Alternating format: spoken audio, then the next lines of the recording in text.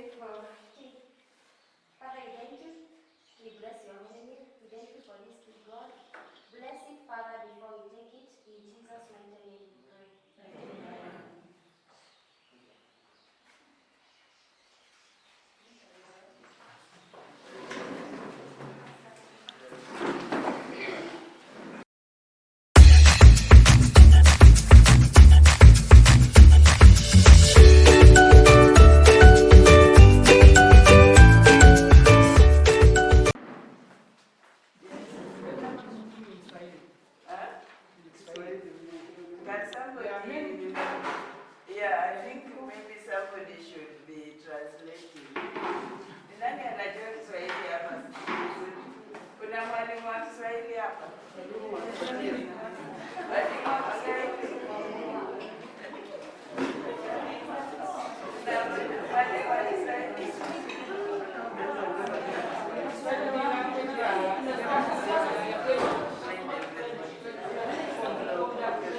Children to play, what prevents children to play, and the importance of play. So anachukua nafasi hii kuwakaribisha nyinyi wote katika mkutano huu, na maana kuu ya mkutano huu ni kufuatilia udadisi ambao alikuwa ameufanya. Na anasema ya kwamba kila mtu hapa aliwadadisi, wengine kama makundi na hata mtu kibinafsi. Na hivyo basi jukumu kuu la udadisi huu ni kuangalia umuhimu wa mtoto wa michezo ya watoto nje ya nyumbani na ndani. Kwa hivyo anaomba uwe umekaribia kabisa, yani ujisikie nyumbani. And the purpose of this is a research project led by a lady called Marie Williams. Marie is currently in UK. She is a Nigerian but a British citizen. She is the lead research, and myself, my name is Pamela Juma, and Rama, we are the local research persons. So today we are here in absence of Marie because of corona issues. But she will be following these proceedings as we continue.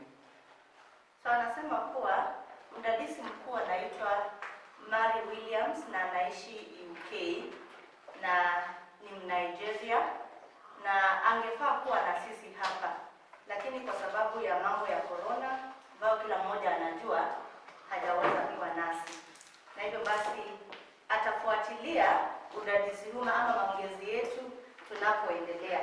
Na anasema yeye ambaye ni Pamela Juma pamoja na mwenzake Rhamadhan ndio wadadisi ambao wanaweza kutufikia, maana yeye akiwa kule hawezi kutufikia. The research is the Savior Project. This office belongs to Savior Project, and Savior Project are partners in this research, and therefore I would like to invite Savior Project to invite us to welcome us here officially before we continue. And karibu. Asante sana Madam Pamela, my fellow teachers, parents na wanafunzi, hamjambo. Kama vile amesema, majina naitwa Ann ama Anled Karimi, na ninafanya kazi na Zile Project, na hii facility ambayo tuko hapa imesimamiwa na Zile Project. Naamini most of the teachers we have met, wazazi tumekutana katika hali tofauti, na hapa ndipo officially tuko, ofisi zetu ziko hapa, and we feel honored to host team ya Pamela na Marie. Marie actually is one of our friends and colleagues, na alirequest kufanya research yake kupitia kwa shirika ya Zile Project in 2019. So research ambayo imekuwa ikiendelea kutoka 2019 mpaka saa hii, wanaelekea kutamatisha na tamati ya hiyo research ni kutengenezea watoto wetu play space mahali ambapo wame-identify. So as schools and parents, I'm sure they will be giving us a space whereby we can do our PE lessons and sessions. I think that will be very great as teachers. Si ni kweli? So badala ya kufanyishia watoto wetu play kwa zile nafasi ndogo ambazo tuko nazo, we will have an executive space that will be looking into all different children needs. So we feel honored to host you, Pamela. Welcome all of us here. We are glad and we really appreciate your presence here na ile cooperation ambayo tumekuwa nayo. We support schools in different areas. Tumekuwa tukisupport shule kwa njia tofauti na niko sure walimu wengi sana tumekutana and the support continues. So as you're here, feel at home or even better than home because I am sure this is a good place. So in case of our facilities, we have the ladies washroom down here, the gents washroom is upstairs, and in case you need any help or any support, we are around. I'm here, my colleague Paul is there, and Benson is also here. So we are here to help you and support you. Karibuni sana, feel at school. Thank you so much. Thank you, Anne. So I think we will go straight to the point. As I mentioned, we have been researching on outdoor play for children.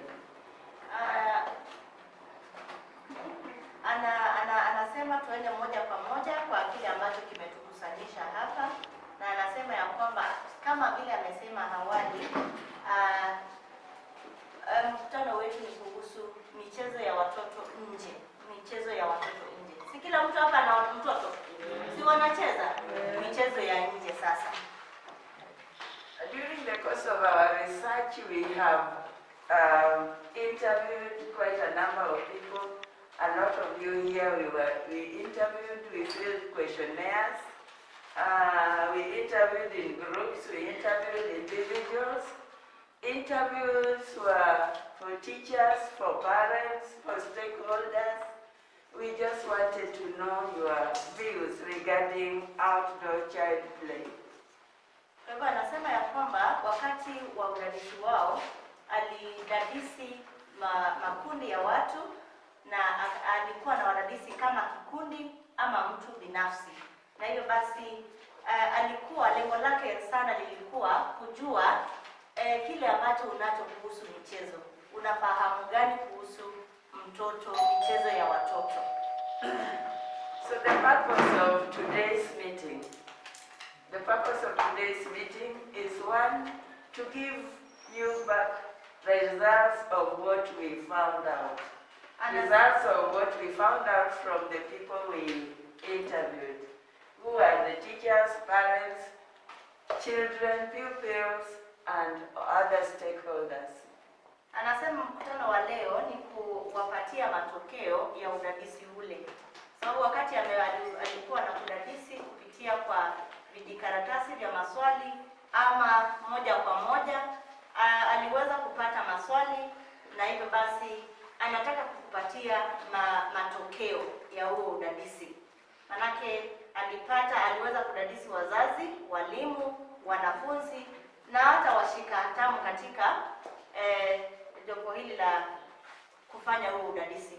Kwa hivyo siku ya leo ni siku ya kupata matokeo ya udadisi huo. Now our research asked several questions. The most important question we asked was, what prevents children from playing? What enables children to play? What is the importance of play? Where do children play in this neighborhood? Anasema ya kwamba udadisi huu ulikuwa na maswali kadhaa ambayo baadhi yake yakiwa ni nini huzuia mtoto kucheza? Nini ambacho huzuia mtoto kucheza? Na ni kitu gani ambacho kinawafanya watoto wasipende michezo? Kitu gani kinafanya watoto wasiweze kucheza nje? Ni kitu gani ambacho kinazuia watoto wasicheze nje? So the first question that we are going to deal with And this forum is going to be, we are going to discuss a lot. Most of the time we'll be getting into groups to discuss, and then the group will tell us what they have come out with. But firstly, I want us to look at, to review the importance of play. And these are the results. These are not our words. These are your words. These are results we got from the interviews, from the questionnaires, and we have just summarized them. So we are bringing to you the results from you, not from us. Kwa hivyo nasema huu mkutano tujiweke tayari, kwa sababu wakati mwingine tunahitajika kukua katika makundi, tuzungumze pale ama tupatiwe swala ambalo tutazungumzia katika kundi hilo, kisha kundi lenyewe litakuja, mwakilishi mmoja atasimama alafu atuelezee chenye wamezungumzia pale. Na anasema ya kwamba kabla ya hayo ako na majibu hapa ambayo aliyapata kutoka kwenu baada ya udadisi huo. Anasema ya kwamba, na anasisitiza kwamba haya ni maneno yetu, maanake mimi nilikuwa mmoja wa wadadisiwa. Haya ni maneno yetu ambayo tulipeana, sababu ambazo zinafanya watoto wasicheze nje ama vizuizi vya michezo kwa watoto. So our first question today is, why is play important? Swali la kwanza ambalo atashughulikia ni kwa nini, ni nini umuhimu wa michezo kwa mtoto? And from our research, this in confidence. When a child plays, they grow their confidence. Health and well-being, physical and emotional. Expanding their minds. Play expands the mind of a child. Learning from each other, social integration, equality, managing the social class dynamics, and social cohesion. Before we go, the ones written in red are quotes from you, from the research. We are quoting exactly what people are saying. But before we go to the quotes, I want us to look at social integration. And probably just one of us can start and try to expound on that. How does play help in social integration? We said it's going to be an interactive session. How does play help in social integration?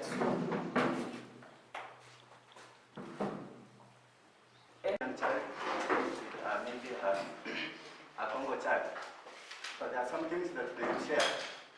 Those that are maybe from Kenya, and those ones that maybe are from the other country. Thank you.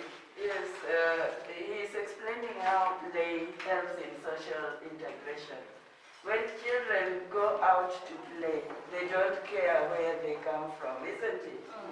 They don't go and ask, when they kutoka wapi ndio tucheze na wao, si ndio? They go and play.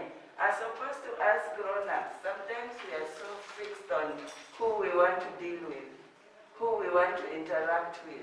But children do not do that. Outside, outdoor play enhances social integration. I wanted us to expand on that. What about expanding the mind? Oh, sorry, you were supposed to be talking in Swahili. So, anasema swali la kwanza lilikuwa michezo inasaidia watoto namna gani? Najua hata kabla hatujajibu wewe mwenyewe unajibu kwa hilo swali, si ndio? Manake wakati umetupa mtoto nje, umemtuma nje ama ametoka nje na unapomwangalia, kuna kile kitu ambacho unaona anapata kutokana na ile michezo, si ndio? Kwa hivyo swali la ama jibu la kwanza kwa hilo swali ni kuwaleta pamoja, socialization, kuwaleta pamoja kama vile tulivyo sasa hivi. Naona hao wameketi pamoja kwa sababu ni Wakongo, naona wawili wamekaa pale kwa sababu hao ni Wakikuyu, naona Wakamba wamekaa upande wao. Kwa hivyo basi angalau sisi wenyewe hatujakuwa wa kuigwa na hao watoto, kwa sababu labda ni kwa sababu hatuna michezo.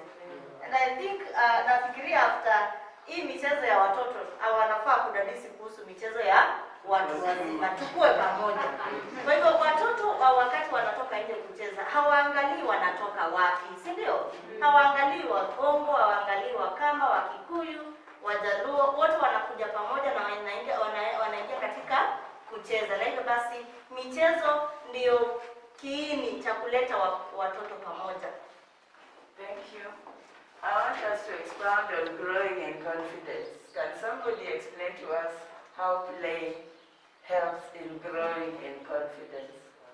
Kuna swali hilo pia liko na jibu lingine kwamba wakati watoto wanacheza wanakuwa kiakili, mental growth, expanding their mind.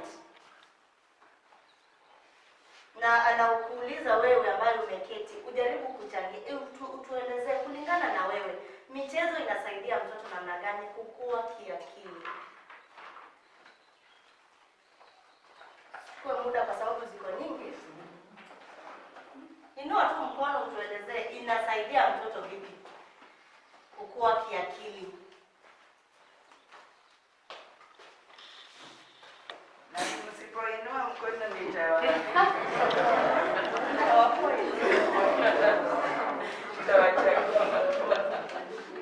Haya, sasa ilikuwa upande ule wa I'm Kelvin Kinywa. I think she asked about the growing in confidence. So you find when you are playing with pupils, there are those songs or the things that they do when they are playing. And you'll find that a kid or a pupil will have that confidence to speak in front of the fellow pupils in those games. And that helps that pupil even in class because he grows in confidence of what he or she is saying. So I think actually in the club it helps a pupil to be more confident than even in class. Because in playing, they know those games that they play back at home. So at the end, you'll find that these people want to lead others in singing or in praying. So that will grow the confidence even in class to raise up the answer and answer the question. So I feel the games will help the kids to grow. Thank you, Kelvin. There was the one, which one was? Growing in confidence. Is that what you have talked about? Okay, so in other words, these are the things that we found out as we were out researching the importance of play. These are the opinions of the community. Community meaning yourself, myself, and others. Teachers, parents, and every other person in the community. So I want us to read these quotes. These are quotes, maybe you will find yours among them. These are quotes to confirm to you that what we are bringing back to you is the actual that we found out there. So number one, through these outdoor activities, most of the time they start to realize their abilities and their talents. So that's why it is a quality of the life of this child. That is somebody who said that. I don't know whether the person is here or not. When a child plays outside, her body becomes well because of playing. It is better for a child to go out and play with others because she knows many things instead of staying indoors. Also, she learns from others how to play. The third person says the child will know the cultures and ways of life of other people. I want us to digest these quotes because after this, let me say, after this we are going to go into groups and discuss something about this. So let us concentrate on this and get it. The child will know the cultures and ways of life of other people, will know how to live with other people in school and other places, to socialize with other children, make friends, learn languages.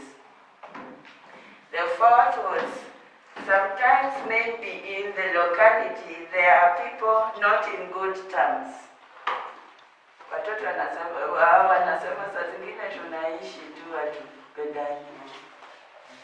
These children, in the course of playing, can make them come together. They become independent, and through that play, we can identify how the child can be able to manipulate the talent from play. In communal playground, maybe only 2 children have a ball, but they form teams, and the football becomes for everyone. It moves them from that mentality of we are not well off. My friends are more well off. As long as you are on the playground, everybody becomes equal. And to the children, that's what really matters. Maybe you can just go through this in Kiswahili. Sawa. Hamjambo. Mwenzangu alikuwa amesema confidence. Confidence ni kule kujiamini. Ushaifanya kitu ambapo hujiamini, unaifanya namna gani?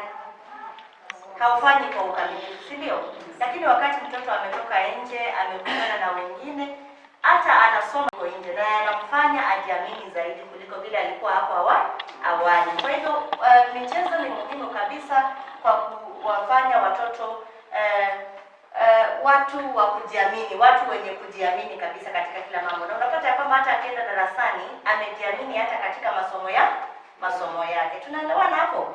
Na amesema ya kwamba mambo haya ni mawazo tu yetu. Wamefanya tu kuyarefusha, kuyaandika kwa kifupi, na ni mawazo ambayo wewe mwenyewe ulipeana. Na swala la kwanza, hatujaandika kwa ufupi, tumeandika word by word yenye mtu alisema. Kwa hivyo haya ni mawazo yetu, sawa sawa. Wazo la kwanza ambalo lipeana na mmoja wetu alisema ya kwamba through these outdoor activities, most of the time they start to realize their abilities. Wanaanza kupitia kwa michezo ya nje, wanaanza kujua uwezo wao.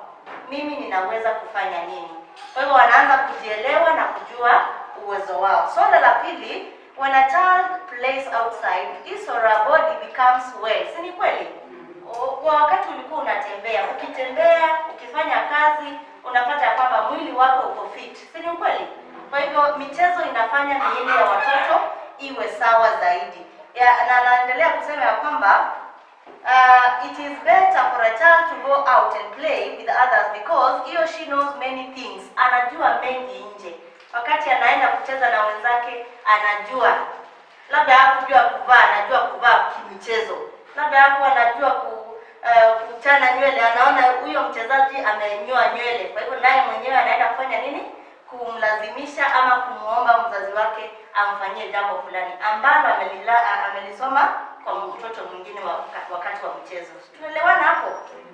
Kwa hivyo wakati wanacheza, wanajijua na wanajua mambo mengi kuhusu wale wengine. Vile vile kuna mtu alisema hapa kwamba wakati watoto wanacheza, wanajua kuhusu makabila mengine. Sana sana lugha. Napata kwamba kuna vile sisi tukipiga tukipiga mpira, tunasema kwa lugha yetu. Nani mnasema vile. Kwa hiyo wakati wanainteract, wakati wanaendelea kucheza, wanasoma mambo mengine kutoka kwa makabila, watoto kutoka sehemu mbalimbali. Hapo tuko sawa? Nambari ya 4 anasema sometimes maybe in the locality there are people who are not good in terms, and these kids or these children in the course of play can make them come together. Si ni ukweli? Wakati watoto wanacheza nje, hata kama walikuwa wamekosana darasani, mchezo huu unafanya yale mawazo yafanye nini? Yasahaulike kwa urahisi, si ndio? Manake amecheza, mwili umerudi sawa, hawezi kukumbuka kitu alikosewa kama alimnyima kalamu. So play, michezo ni kama jambo la kusuluhisha, ni kama suluhu kwa kukosana. Sawa sawa? Na hivyo basi nawapa changamoto nyinyi wazazi, mnabeba sana. Kwa hiyo mnahitaji kuingia katika michezo sana. Si ndio kweli? Hata tunakumbuka. So I think even we should begin given a ball, a playground to play as parents. I think we will not go through all of this. They are on the board. Now I want us to form groups and discuss some things regarding this. So can we have those who have number 1 to stand, please? Uko na nambari hii? Number 1, mwenye ako na namba 1. Katika makundi na tunaenda kwa nambari. Wale wa namba 1 waingie katika kikundi mahali fulani. Namba 1, endeni mahali hata kama ni the majority at this side, so join them. I'm expecting 6 number 1s. Watu wasita.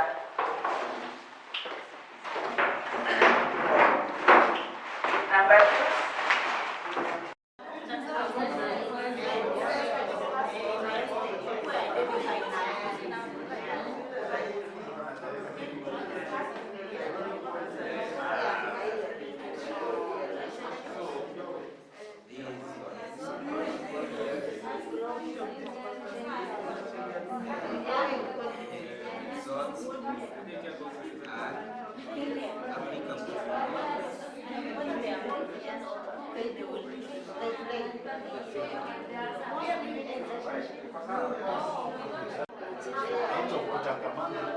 Zingine zinatokea.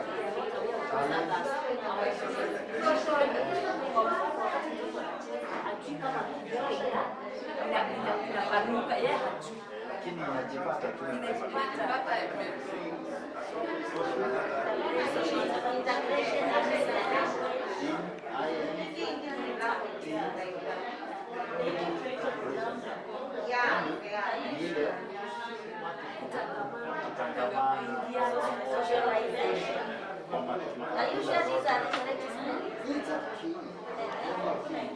Hii ni masomo ya watu wazima.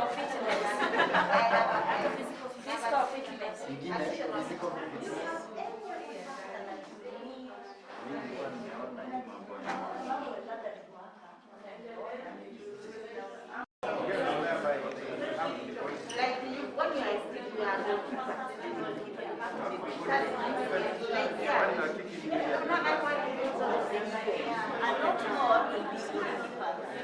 So they'll strive. Kila mtu atakuwa anataka kuwa so they will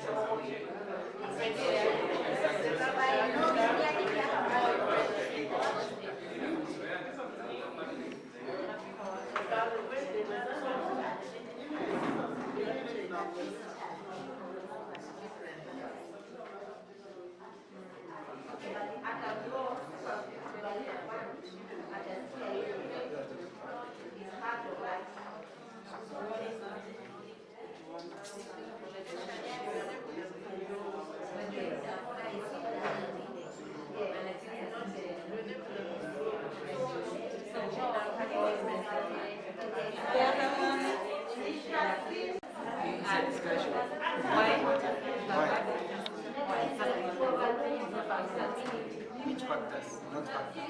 Which factors?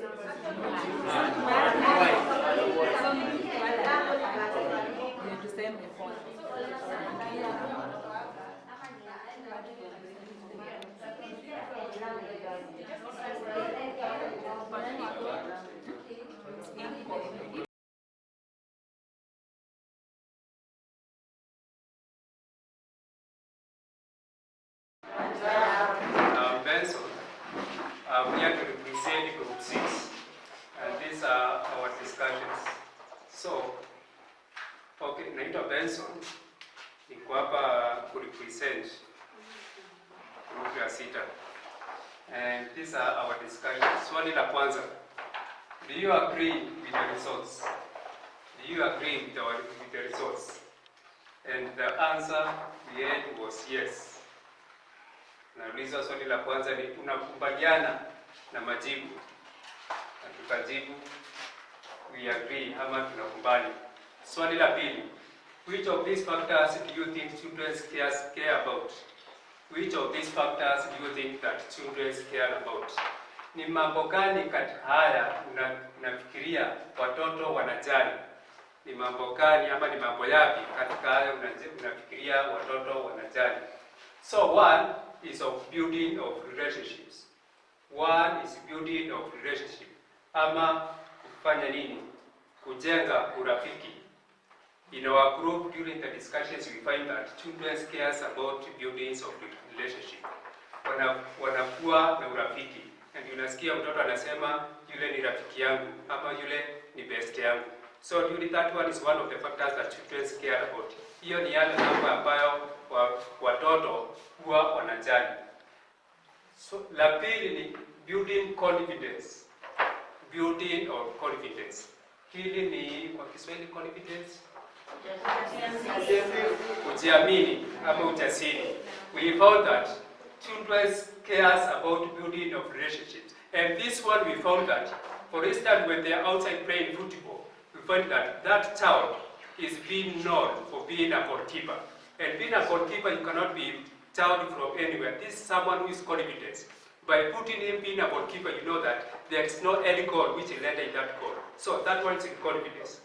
The other one, for instance, those children who normally play about the family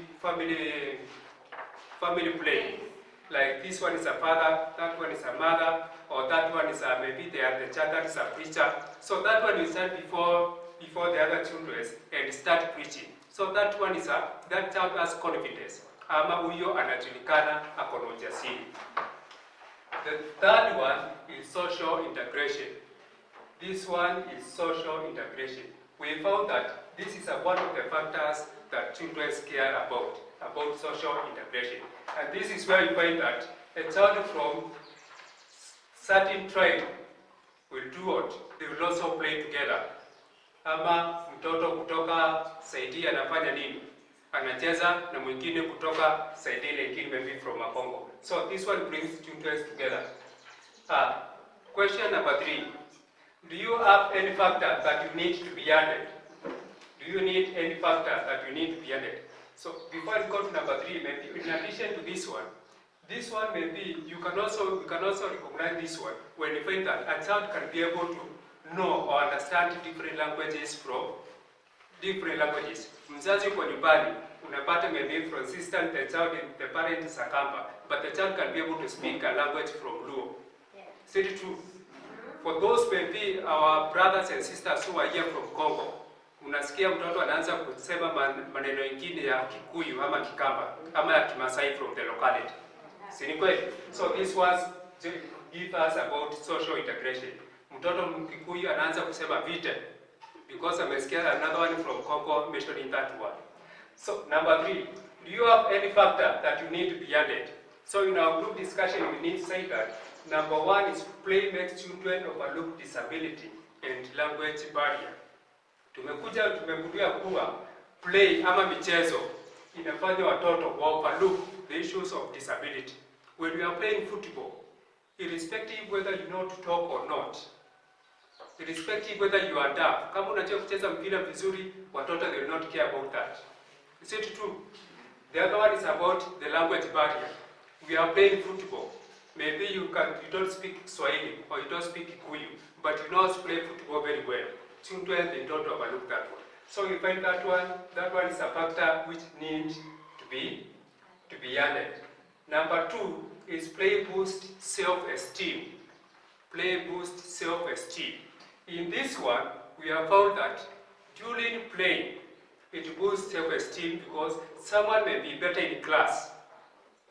and the other one may be better outside playing. So naweza kuwa sifanyi vizuri kwa masomo, lakini kwa michezo nafanya vizuri. So in class, I may be called names by the teachers or the stakeholders in the class kwa sababu sifanyi vizuri. But when I go outside, my self-esteem will be boosted when the children will be clapping for me.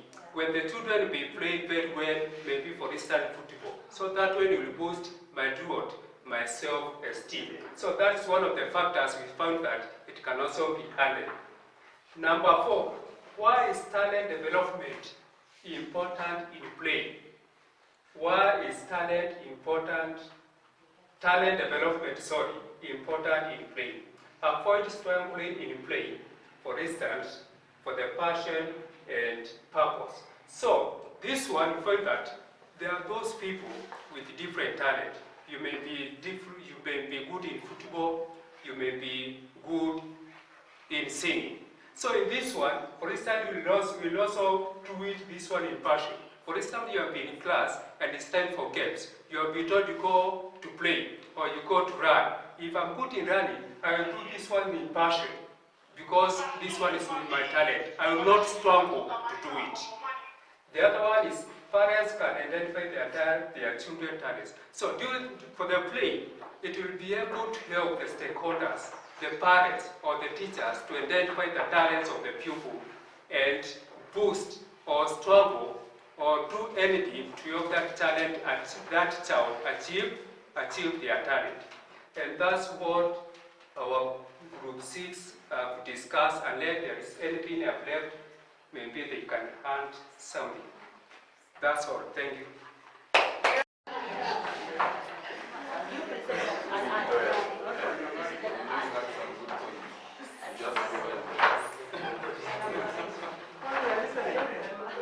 Morning.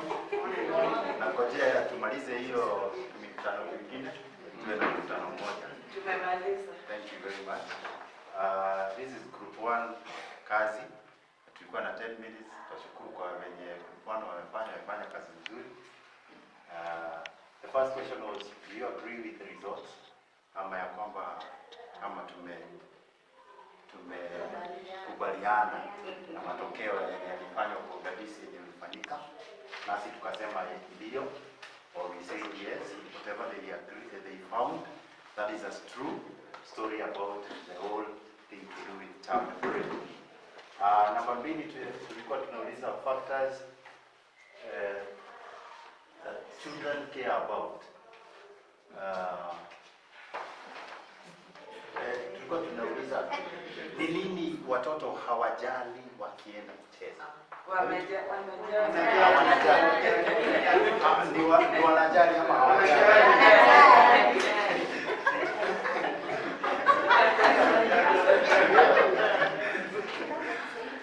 I think sijika tulijibu kinyume ama lakini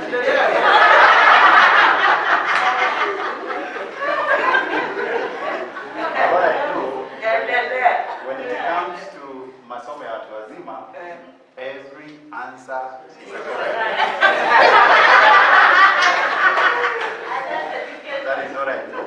So what we say, socio integration, and our concern was when I'm a Kikuyu and the other person is a Luo and the other person is a Kamba, when you go to playing, when I was a child, I didn't care. Yes. Sikuwa najali kwamba hii mpira inagongwa na Mjaluo ama inagongwa na Mkamba au whatever. Bora tu mpira ingie wagoni. Si kweli?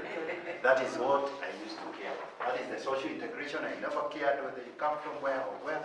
All what I cared is to our team to score a goal. Isn't it? Now, the other thing is physical fitness.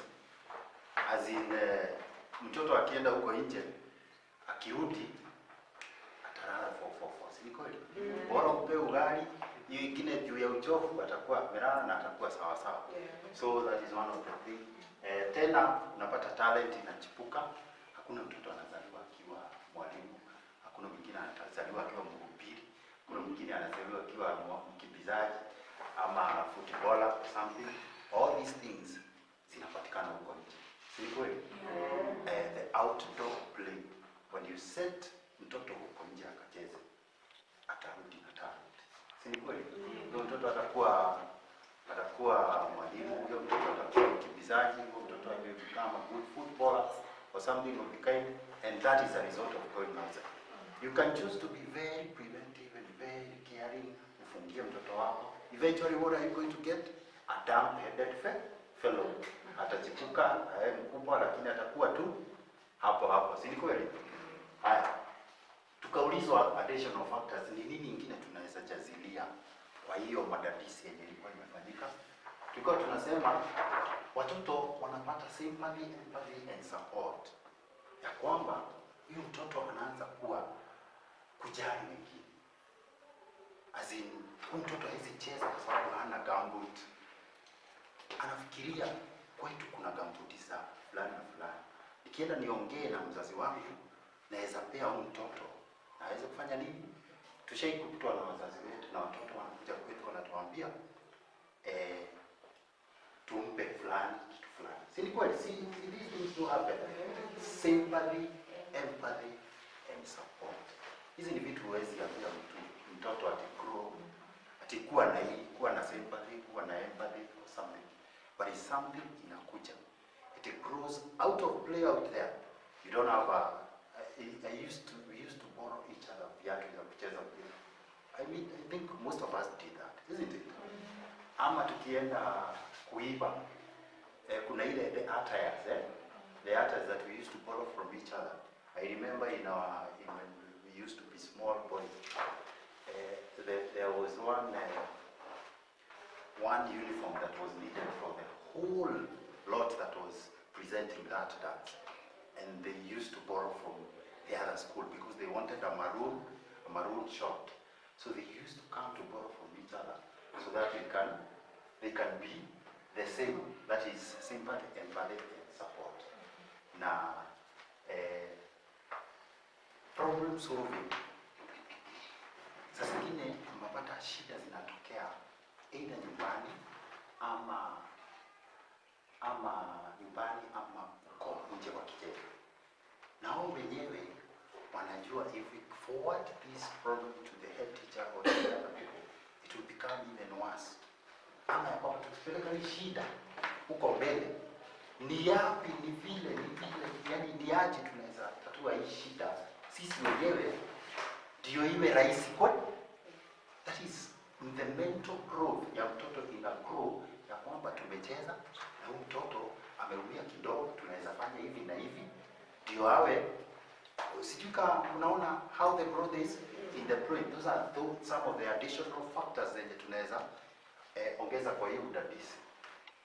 Namba hatukwenda sana kwa sababu ya muda, tulikuwa na dakika 10.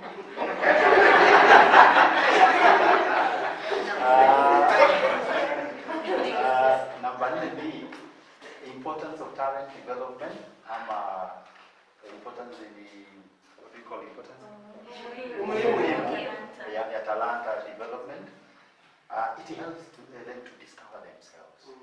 Mtoto anaanza kujijua. Mimi ni kweli sijui hesabu. Na hapo anachelewa. Lakini pale nje ile mpira ni kihomo. Even the head teacher who is my mathematics teacher who hates me because I failed. So that is one of the important of talent. Is the same as exploiting potentiality and avenues. Ya kwamba kama sasa kuna ugatuzi, si kweli? Ugatuzi ni kwamba we are in the county government, ya kwamba rasilimali zirudi wapi? Chini kwa mtu wa kawaida. Mtu anajua I used to be a good volleyball, kazi imekosekana, isn't it? So unaenda unajipresent kwa the county government ama kwa hii serikali ya mashinani. Usingekuwa hujacheza volleyball, hungejua your potential. Are we together? So sisi tulifanya hiyo kazi. We clap. Right now and playing. So in our group, we agreed to everything that was written. Do you agree with the results? Yes, we agree. Number 2, which of these factors do you think children care most about? The first one we decided was building relationships. Because since the biblical time, God created human beings in a relationship. So it's very important from the moment you're born, the moment you start relational beings.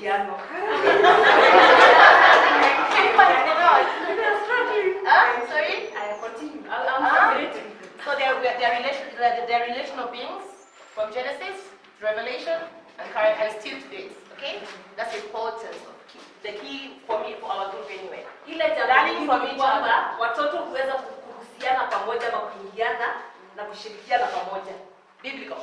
Kibibilia tunatoka mwanzo hadi what the Bible mentions.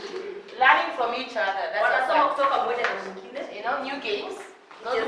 From Sunday school, primary school, from their homes to the playing ground. They learn a lot from each other, from Chamama. They also learn their roles in life.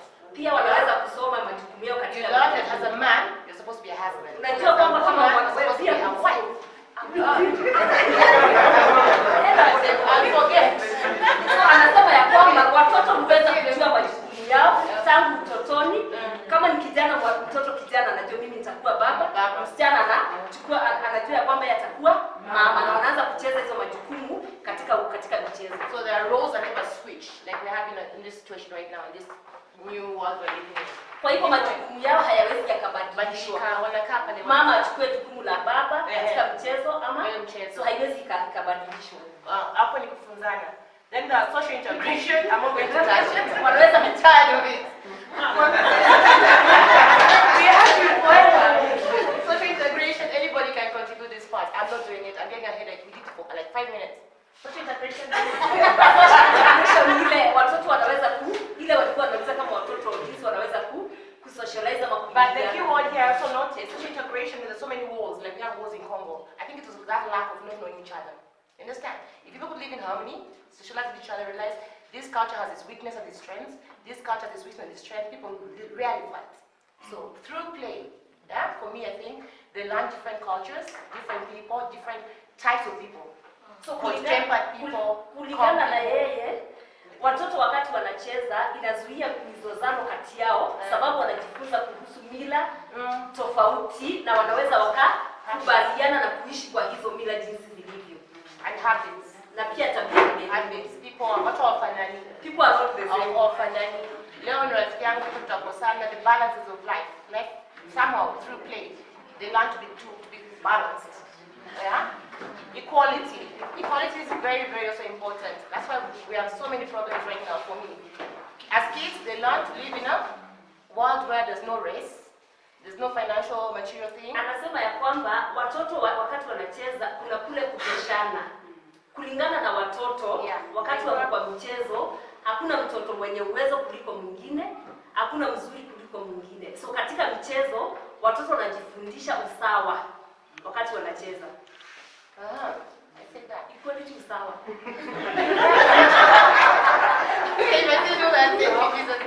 So, point is about equality. I wanted to say something else. Equality, no, it has disappeared. Even like, you see, like for me, like as a child, my mom taught me to be all-rounded. I could live in any place at any time. I could be left at any level of society. I could live in a village. My mom exposed me to the village life. She exposed me to a very simple living and also a very high-profile life. So I could balance, even up to date. I can live and can talk to anybody. Anapeana mfano wake, anasema ya kwamba wakati alikuwa mtoto, alifundishwa kuishi katika mazingira tofauti.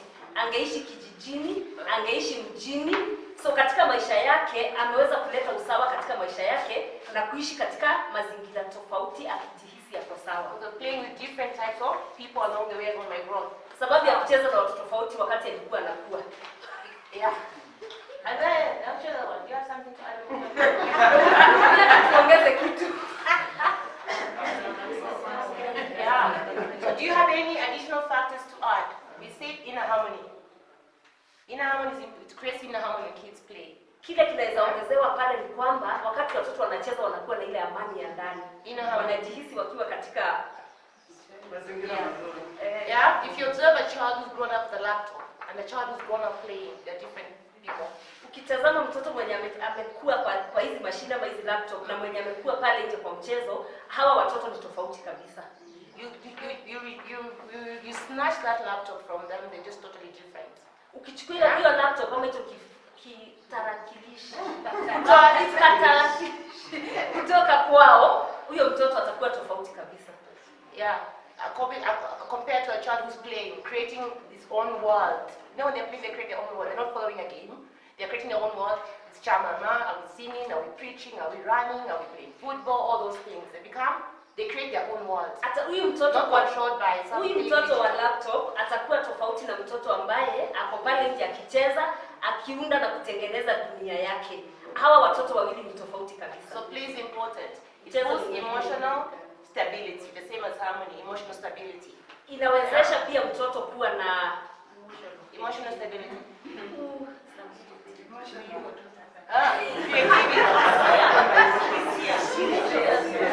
Hisia ambazo ziko yaani hisia za huyu mtoto ama hizo hisia zake zinakuwa sawa, hazikumaini sana. A child who plays very creative and they're also well-rounded people. Mtoto ambaye kucheza ni mtoto ambaye anaweza akaunda vitu vyake sababu ako sawa pande zote. Anaweza akaunda mambo mapya. Labda vile anaunda pale kwa michezo, hata katika hali halisi ya maisha. Hivyo ndivyo ataweza kufanya nini? Kuvumbua mambo mengine ambayo ni mapya. Yeah, creativity. Wow. This translation thing is okay. Why is talent development important? Why is it important? Why are we looking at the kids as they play? Why we're discovering why their talents are discovered to be important for them? Innovation. It's been done all over the world. That's why Kenya right now is doing the same. Right now, we're doing a lot of practical teachings, right? The new system does a lot of practicals. Ule mpangilio mpya wa CBC unaleta mazoezi mengi sana wakati watoto wanasoma.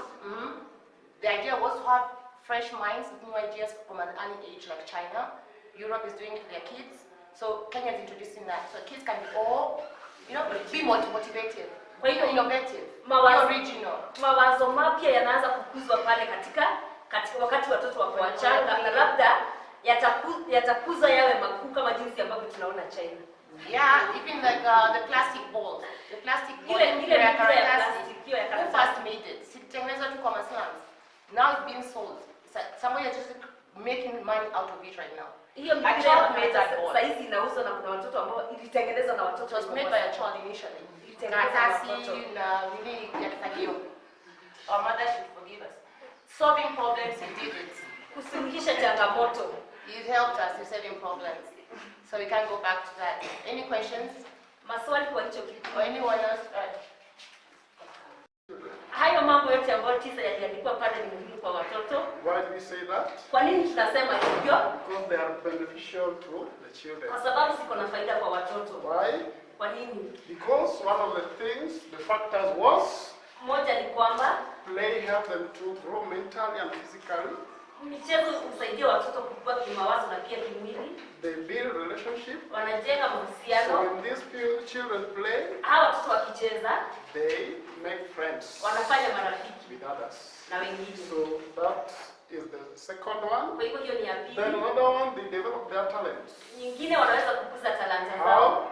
Kwa njia gani? Because that's why the government introduced curriculum activities in schools. Ndio maana serikali ikaleta mambo ambayo yako kando na masomo kwa mashule. Because all pupils are not good in classwork. Sababu si watoto wote wana uwezo wa darasa. Also try other fields. Kwa hivyo ni lazima wajaribu maeneo mengine. So this help the pupils to develop their talents. Hii husaidia watoto kukuza talanta zao. Growing in confidence. Kuwa katika ujasiri. So the pupils when they play with others, watoto wanapocheza na wengine, they become confident with whatever they are doing. Wanakuwa na ujasiri kwa mambo ambayo wanafanya. So I will not explain all of them. Sitaelezea zote. So let us go to question 3. Swali la 3. Which was? Ambalo lilikuwa. Do you have any additional factor? Je, mko na mambo ambayo yanaweza yakaongezewa pale? Yes, we had another additional factor. Ndio tulikuwa nazo. Which was?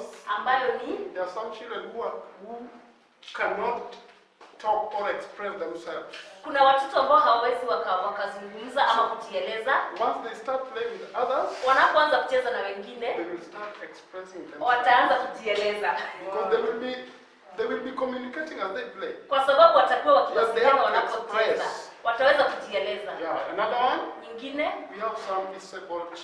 Kuna watoto ambao wako na So ulemavu. when they join the other groups to play, Wanapoungana na makundi mengine they kucheza, feel accepted. wanahisi kwamba wamekubalika. Yeah, they feel that they belong. Wanahisi kwamba wako na nafasi ama That specific wamekubalika group. katika kikundi fulani. Then question 4 Swali la 4, was, why is talent development important kwa nini ukuzaji wa talanta ni muhimu in play? katika So michezo? one of the findings that our group came up with was Moja ya that, mambo ambayo kikundi chetu kilipata ni so this helped the children hii husaidia watoto to identify their talents. kuweza kutambua talanta So zao even in schools, hata katika mashule. so when they go for break, Wanapoenda katika break, games, michezo, so you'll get that the pupils play different games. utapata watoto hucheza mchezo You tofauti. cannot get a pupil playing football and he or she doesn't know how to play football. Hauwezi ukapata mtoto anacheza mchezo wa volleyball ama wa miguu na hawezi hajui kucheza. So the child will only go to where she is or he is fitted. Mtoto ataenda kwa mchezo ambao yeye anajihisi ana uwezo Then ama anatoshea pale. the last one is the child grows knowing what he or she can do in life. Wakitamatisha ni kwamba mtoto anakuwa akijua ni nini anaweza kufanya katika maisha. Like in Kenya we have athletes, Kama Kenya kuna watu we wakimbiaji, have footballers, kuna watu wanacheza mchezo wa we have football, boxers, kuna watu wa mangumi, we have those taekwondos. kuna wale watu wa taekwondo. Yes, so when the child plays, Mtoto anapocheza, the talent talanta will help him or her itamsaidia to know what to do in future. kujua ni nini atafanya kesho ama siku zijazo.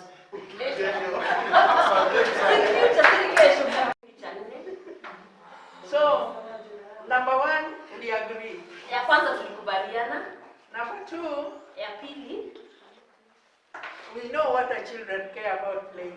tunajua kile ambacho watoto wanajali wanapocheza. One is socialization, Ya kwanza ni ile kutangamana, and that they learn from each other. na kwamba wanasoma kutoka kwa mmoja na mwingine. And then they develop the language. Alafu wanakuza lugha yao And their minds expands. na mawazo yao pia huweza kukomaa na kupanuka. Number 3, Ya tatu, our main concern jambo ambalo walijali sana is holistical development. ni A kukua. child must develop holistically. Ni lazima mtoto akue kikamilifu ama pande zote. Yes. And that's why we are seeing that Ndio maana tunaona ya kwamba spirituality is lacking.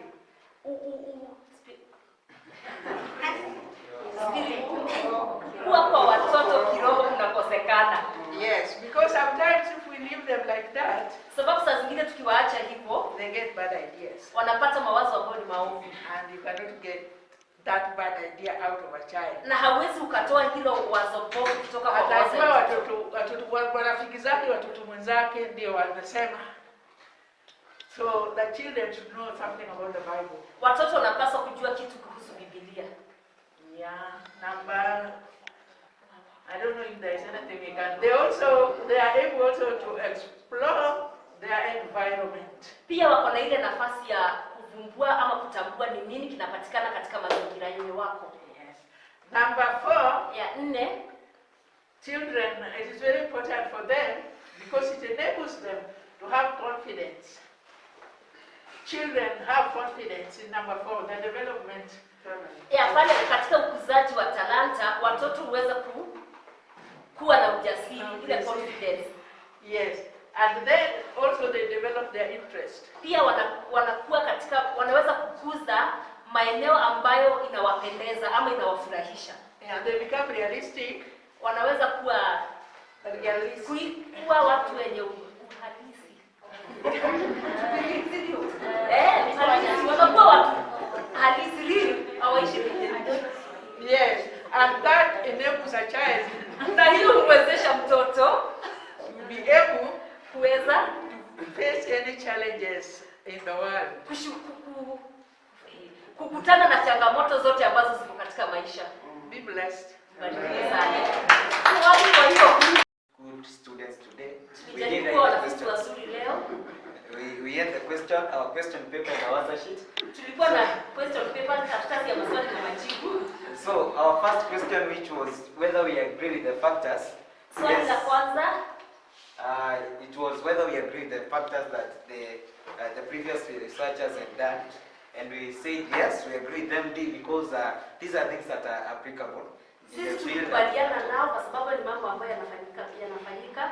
And then to the second question was, which of these factors do you think that children care more about? Zile factors ambazo watoto wanajali sana. And we came to understand that most of the factors they would wish to care about, but some of them they are not familiar with. Zingine wangependa kujali kuhusu lakini hawazijui. So the ones that we felt like the people or the children know well and they would wish to participate in, the first one was, it was like building of relationship. This is very much practical at all. Because I know much of you are parents. Most of the time you hear your pupil or your children saying, I must go and pray with someone and so on, because they have created that good relationship.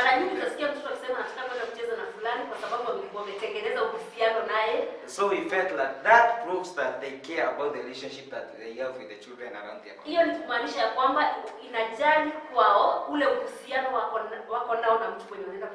Then there is this talent development. So you feel that some children, when they understand their talent is in games, so that means they will try their best to be in their area. As my fellow member here said that some pupils are not good in class, but they must be good in games. A good example I had in my former high school, I had a fellow student in Form 3. To be genuine, he was notorious. He was not good in class, but he was good in games. Principal would never send that people because of just games. Because the school would be even known countrywide because of games. I know of a school in Embu County, a person repeated from 3 years because he was just a coach in that. These people would go even to regionals. So he would repeat because he would be paid for that. He was not in school because of education. And so it happened that the schools complained, this person has been in this school for so long. But remember, as teachers, at times they tell students, you are in school so that you get out and get money. So when this student gets money in school, so that means he'll be in that school forever. He's already getting the money. He's already getting the money. So that means that they care more about their talent. Then we have growing in confidence. You see, when a student feels like I'm confident in games, he will always want to be in those games and not even in that class. We all as human beings want to be at the place where we are comfortable. If I make a pupil uncomfortable in class, if he feels he will be comfortable in the field, he or she will always want to be there. So they care more about their confidence. Then we have the equality managing social class. Like balancing in the community. Because at times you'll find that when you have a children at home, for example, a football, who likes playing football, the people will always tell you, niliona nani na mguu inakaa hivi, kiatu inakaa hivi. So eventually atarudi kwako akwambia, hata mimi nataka kiatu kama yake, tunataka kucheza football. That is trying to balance in the community. Joniona mwingine ako naye hata anataka anunuliwe. So they care about the balance in the community. Then the other question was, which factors would you add and why? So one thing is breaking the monotony.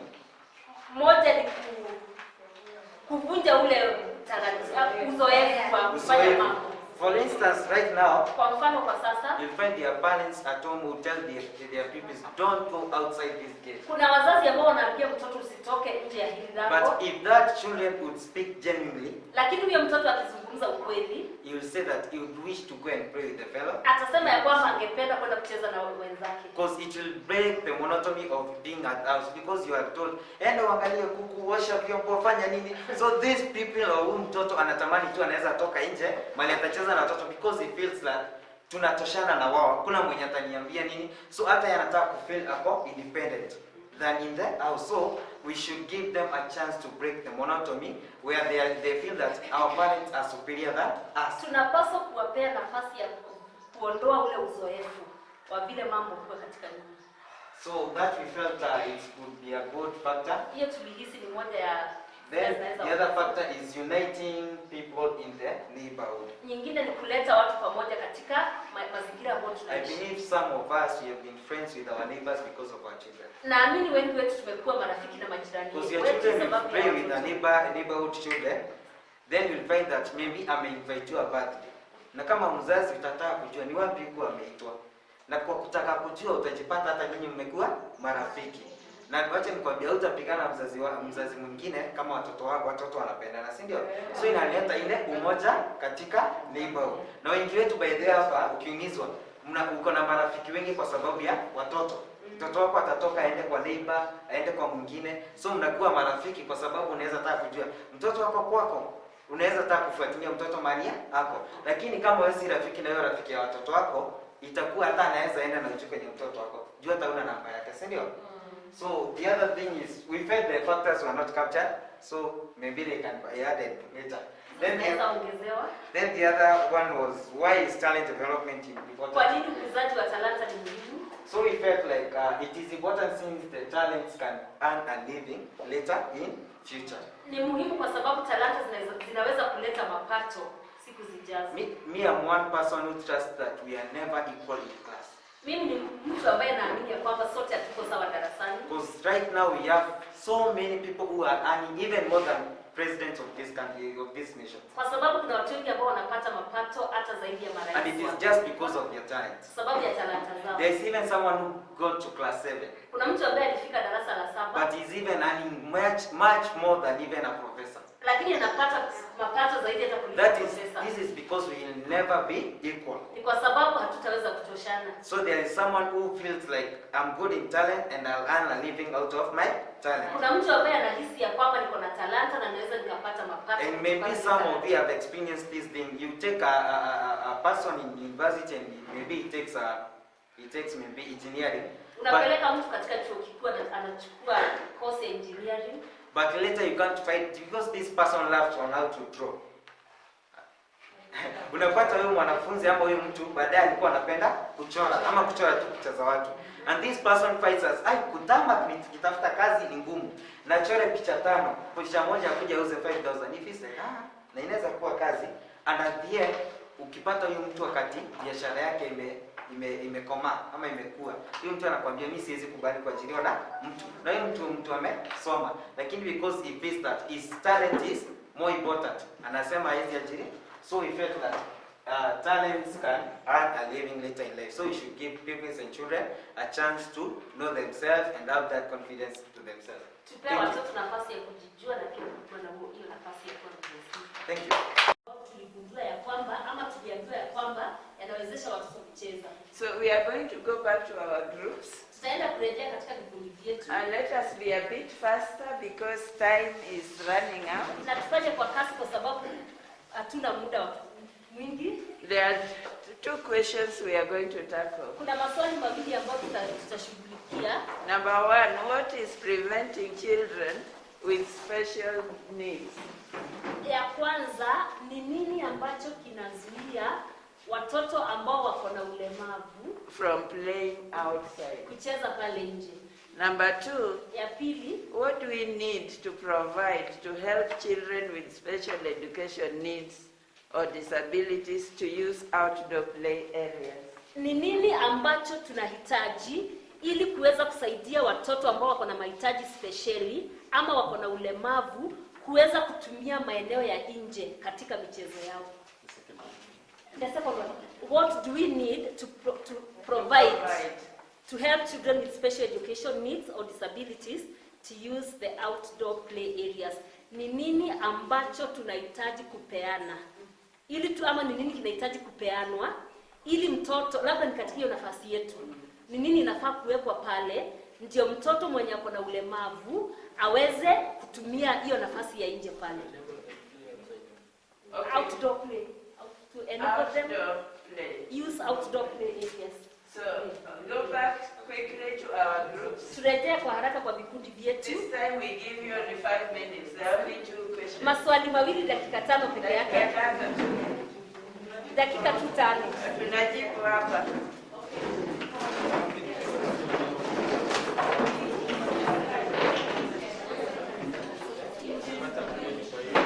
Maybe the materials are too expensive to be bought by the parents. Kwa sababu labda ule ulemavu mtoto wako nao, vifaa ambavyo vinahitajika ni ghali sana, kwa hivyo mzazi hawezi akanunua. Another thing is inability to express themselves whereby and before we have inability to express themselves, for example, we have those who cannot maybe be able to, maybe they are... There's a group which is still discussing. Hiyo nyingine ni ile hawana uwezo wa kujieleza wenyewe. Yes, Sababu labda ule ulemavu mtoto wako nao hawezi akazungumza na labda yule mlezi yako naye haelewi lugha kama ni sign language. So kuna hiyo ukosefu wa uwezo wa mtoto kujieleza. Yes, maybe he can be having, maybe knowing what to do, but because he doesn't know how to express, he cannot be able to express. We find that maybe he's being locked out of the game or of the play. Labda anajua kile anataka kufanya, lakini hana uwezo wa kujieleza. Kwa hivyo anajipata kama ameachwa kwa aina fulani ya mchezo ambao angependa kucheza. Another question was, what do we need to provide to help children to use in outdoor games? Hiyo nyingine ni nini ambacho tunaweza kupeana ndio hao watoto wenye ulemavu waweze kucheza katika nafasi ambazo ziko huko nje? Because they need to play like other children, but because of their disability, they cannot be able maybe to play. Wanahitaji kucheza kama watoto wengine, lakini kwa sababu ya ulemavu hawawezi wakacheza.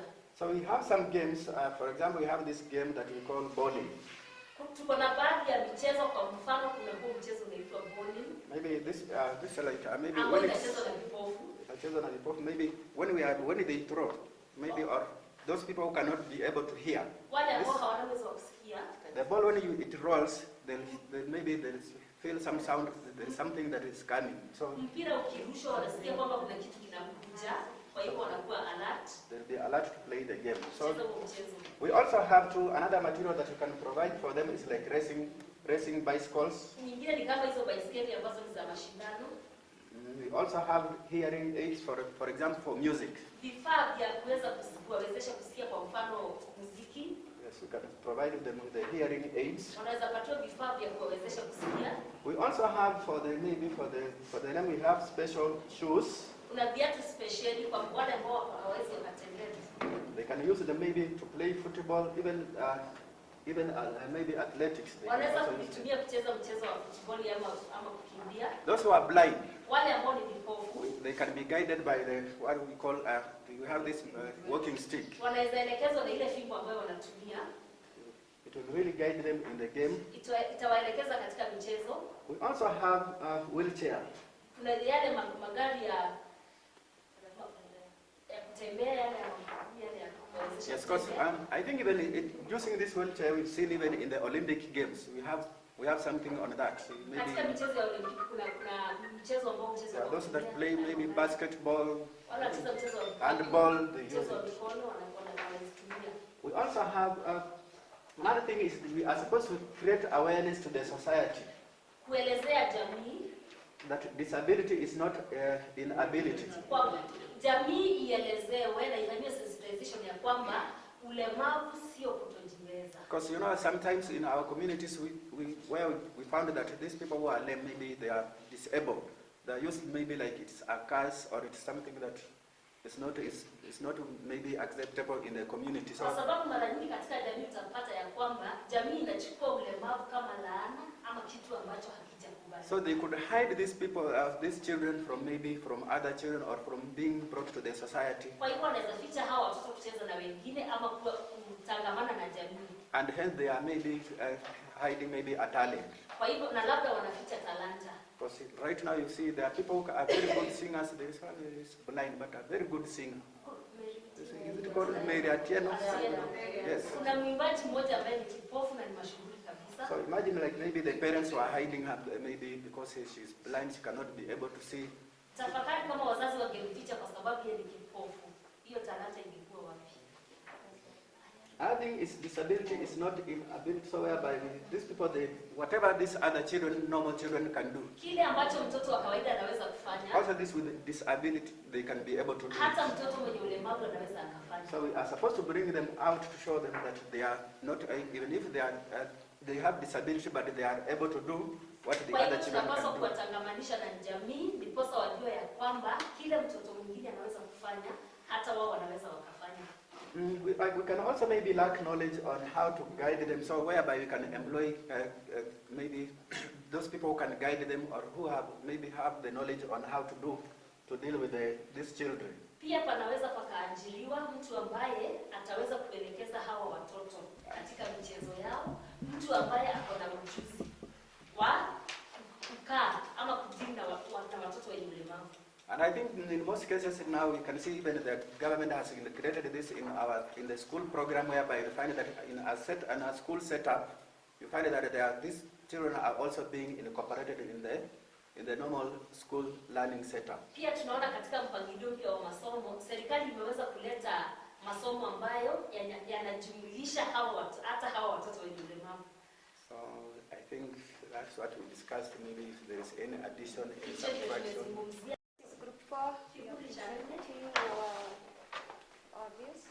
The first question was, what is preventing children with special needs from playing outside? Swali la kwanza ni nini kinazuia watoto wenye ulemavu kucheza pale nje? Yes, and we found the first one on A was low self-esteem. Ya kwanza ni ukosefu wa motisha. Hapa ni pahali ambapo mtoto anajihisi ya kwamba hawezi, anapoangalia yule mtoto ambaye ako na uwezo, hana shida yoyote, na anaanza compare, anaona hapana, huyu akigonga mpira hivi mimi siwezi. Unapata self-esteem yake inarudi chini kabisa. Then we found the other one, that is B, was lack of the resources. For instance, ukiwa na mtoto ambaye hana uwezo wa kutembea na ameletwa shuleni, hana kifaa cha kumsaidia kwenda pahali anahitajika, kama wheelchair, huyu mtoto atawezaje kucheza? Na tunaona kama tunaweza kuwa tumewatafutia hizi vifaa, ataweza kuwa pengine anasukumwa na wenzake mpaka afike pahali ambapo watoto wengine wanachezea, aweze kucheza pahali ambapo wako. So lack of resources, not only wheelchair, tunaweza pia tumia kitu kama crutches. Kama yule mtoto haoni, tunaweza tumia nini ingine? The stick, chapa sijui na hizo aje.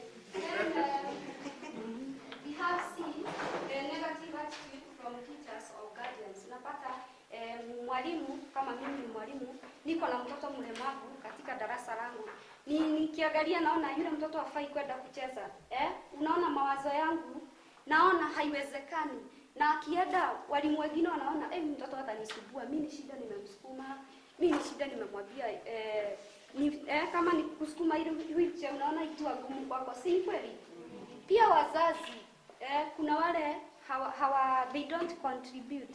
So this one is preventing children from playing outside, the special children. Then we have number 2, what we need to help children with special needs to use the outdoor play areas. Tunahitaji nini ndio watoto waweze kutoka pale nje kucheza na wengine? Tutahitaji the adequate resources. Sio lazima mzazi ambaye ako na mtoto mlemavu awe ndiye anamtafutia ama anamnunulia kifaa cha kutumia. You can get these resources from the community. Kama uko na uwezo na mtoto mlemavu, you are supposed to help. We can also do contribution. Walimu, kama tuko na watoto walemavu, tunaweza ongea na watu from outside, for instance the NGOs. They can also help us. Kuna wengine nilikuwa nataka kuongeza lakini masaa ikaisha.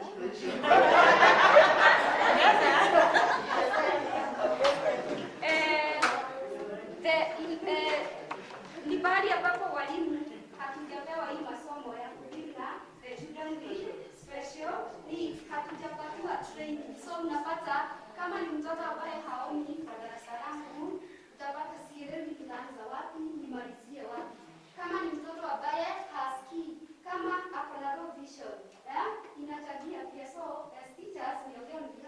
we need the teacher training in order for us to deal with the children with special needs. That is all. Thank you.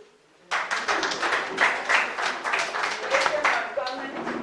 Any question or comment? Yes, comment. I think about the teacher training, I understand you can even go for training on your own. Because there are several many who have gone and they are doing well. You can go on your own and train so that you can be able to help these children. I like that, yes. Tusiwe tu tunangojea tu maana ikuje kutoka mbinguni. Okay, naweza piga hapo kidogo kama mwalimu hana uwezo. Mwalimu hana uwezo. Na wengine hawana uwezo, so wenye wana uwezo Okay, next. So good morning again, good afternoon again. So I'm here to present group 5 again, but on the training, nowadays the government have come with those schools with people with disabilities. They are there. Yes. So the first question was, what is preventing these children with special need Swali la kwanza ni nini zinazuia hawa watoto wenye mahitaji spesheli to play outside? kucheza pale nje? One is discrimination. Moja ni kule kutengwa na jamii. So we as teachers, Sisi kama walimu, parents, wazazi children, na watoto we discriminate these pupils. tunatenga hawa watoto. We don't take them as God creations. Hawatuchukui kama viumbe kwa We Mungu. just see them as if they don't belong or they don't even have any reason to live. Tunawachukua kama ni watu ambao hawana sababu ya kuishi. We discriminate them. Tunawatenga. So that is the first point. Hiyo ndio point yetu ya kwanza. Another point is that Nyingine ni kwamba due to that these pupils they are unable to talk, hawa watoto wanakosa uwezo wa they are kuzungumza. unable to walk, Hawana uwezo wa kutembea. they are unable to hear. Hawana uwezo wa kusikia. So other games Michezo mingine which will need part of hearing, michezo ambayo itahitaji sehemu ya kusikia, which will need part of our legs, ambayo itahitaji sehemu ya miguu yetu, which will need part of our eyes. ambayo itahitaji sehemu ya macho So yetu. they will not join these games Hawataweza kuungana katika michezo because they say that they cannot play them. kwa sababu wanaona kana kwamba hawawezi kucheza. Not that they cannot, Sio kwamba hawawezi, but because of that low self-esteem. lakini kwa sababu ile motisha ambayo iko chini. Then the third point, Ya tatu, together the parents don't allow their children wazazi hawaruhusu watoto wao with others. pamoja na wengine. They just hide them. Wanawaficha tu, They hide them from other pupils. wanawaficha kutoka kwa watoto wengine. Then the fourth, Ya nne, so the parents are also ashamed of their children. wazazi wanaaibika sababu ya hawa watoto. Why? Kwa nini? Because they think that Kwa sababu ya nafikiri ya kwamba all her children, the fact that she got, are able to walk, to speak. So this last one, or the second one, who cannot walk, who cannot speak, who cannot see, he thinks that the child does not belong to him or her. huyu mzazi anafikiria ya kwamba huyu mtoto mwenye hana uwezo wa kucheza, wa kutembea ama kusikia sio wake. So they are ashamed of their children. Wanaaibika sababu ya hawa watoto. Then another thing is that parents, mostly security of these children. Usalama wa hawa watoto, These parents really cares about. hawa wazazi wanajali sana. So when they allow these people to go and play with others, Wakiruhusu watoto kucheza na they wengine, think that their security will not be good. wanahisi ya kwamba hawatakuwa salama. So they don't allow their children to go and play. Kwa hivyo hawaruhusu watoto wao kwenda kucheza. Question 2, Swali la pili, what do we need to provide? ni nini tunapaswa kupeana? The first one is acceptance. Ya kwanza ni kule kukubali. We have to accept these children Lazima tuwakubali hawa watoto the way they are. jinsi walivyo. We teachers, Sisi kama walimu, parents, wazazi and other children, na watoto we wengine, have just to accept these other children. ni lazima tukubali hawa watoto wengine. Then another one Nyingine is buying them or providing providing the necessary equipment. Ni kuwanunulia ama kuwapatia vifaa ambavyo vinahitajika. I think the first group which presented their results Kikundi cha kwanza ambacho kilipeana named all the requirements walitaja mahitaji yote that these people or children with disability ambayo hawa watoto walio na ulemavu needs. wanahitaji. May God bless you. Mungu awabariki. Lakini sasa tena watoto utakuliwa na huyu.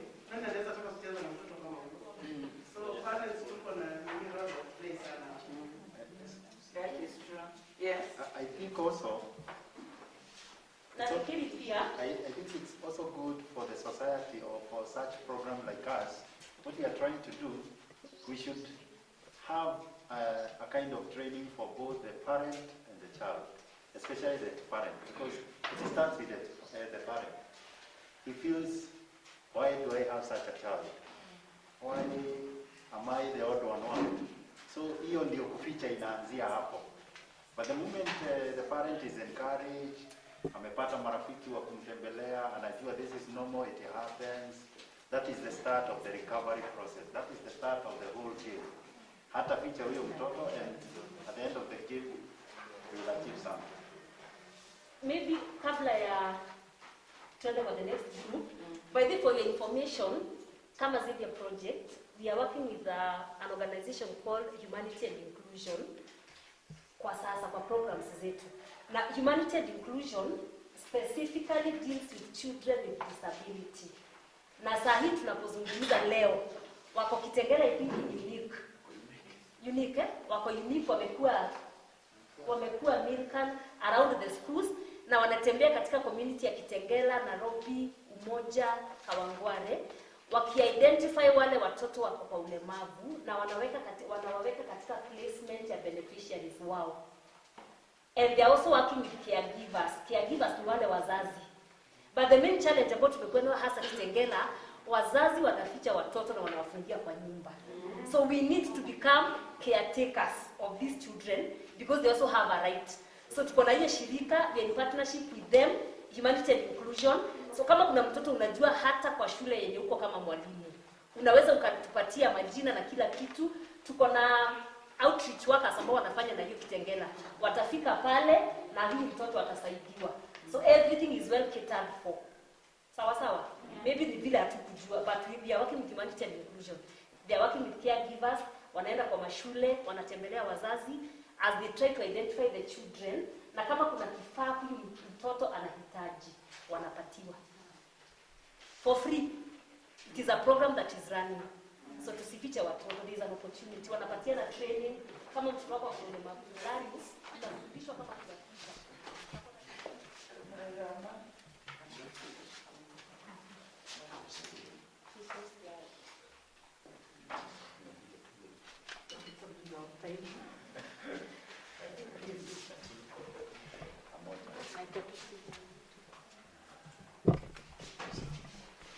And for the first question, swali letu la kwanza, that what prevents children from playing outside? Kile ambacho kinazuia watoto kucheza pale nje. We discussed about lack of safety gears. Ya kwanza ni ukosefu wa vifaa vya usalama. For example, if you go to the areas where there's some playing stations for children, ukienda katika maeneo ya michezo, you find that most of those playing stations are for the normal children. Utapata hayo maeneo ni ya wale watoto wako na uwezo wa kucheza. Hao wenye wako na maybe disabilities fulani, they are not our considered in such places. For example, you can find something like a bouncing castle. Utapata katika zile bouncing castles za watoto. Utapata like a blind child ama mtoto yote mwenye ako na ulemavu fulani hawezi kuwa able kupanda kwa hiyo stairs ya kufika kwa bouncing castle. So unapata, for example, if a parent have two children, a normal one and mmoja ako na disability, ata have huyu mwenye ako na disability aketi na huyu mwingine mwenye ako normal ndio enjoy the play, which is not good at all.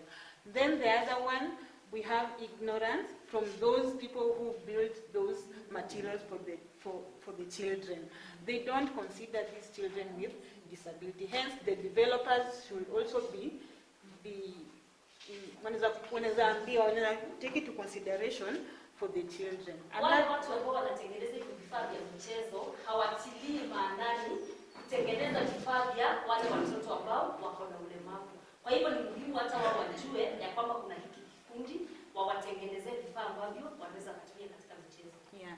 Another point, unsafe play equipment and materials. Vifaa vya michezo ambavyo haviko salama. For example, like kama mimi, it's not an example, it is a real issue. Niko na mtoto kwa class yangu, mimi am a teacher.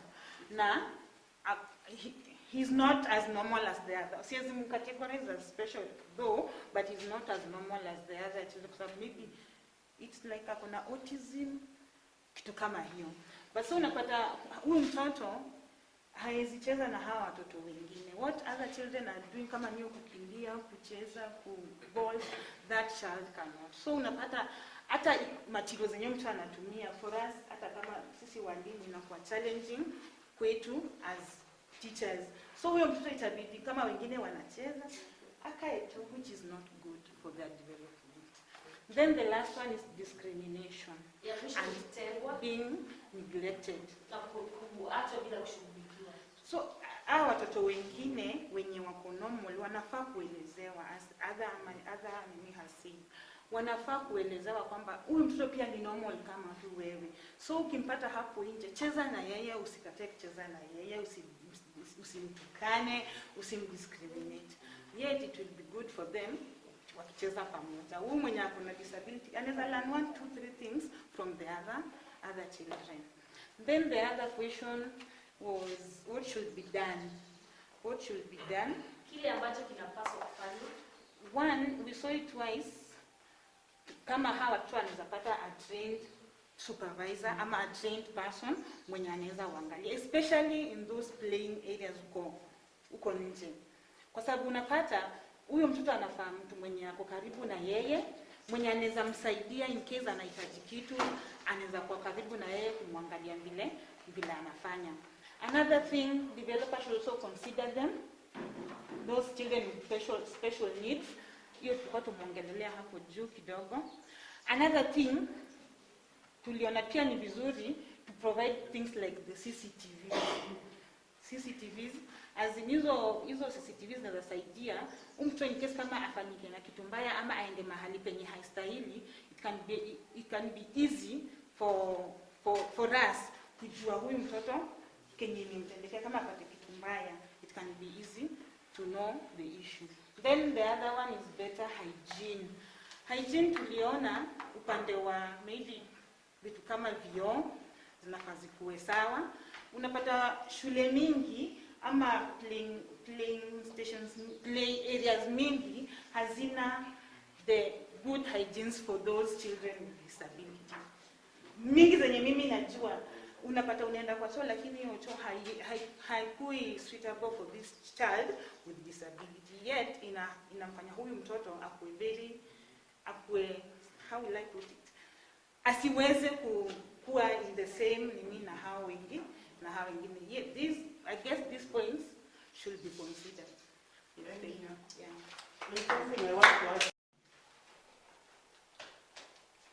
And this is our findings. These are findings.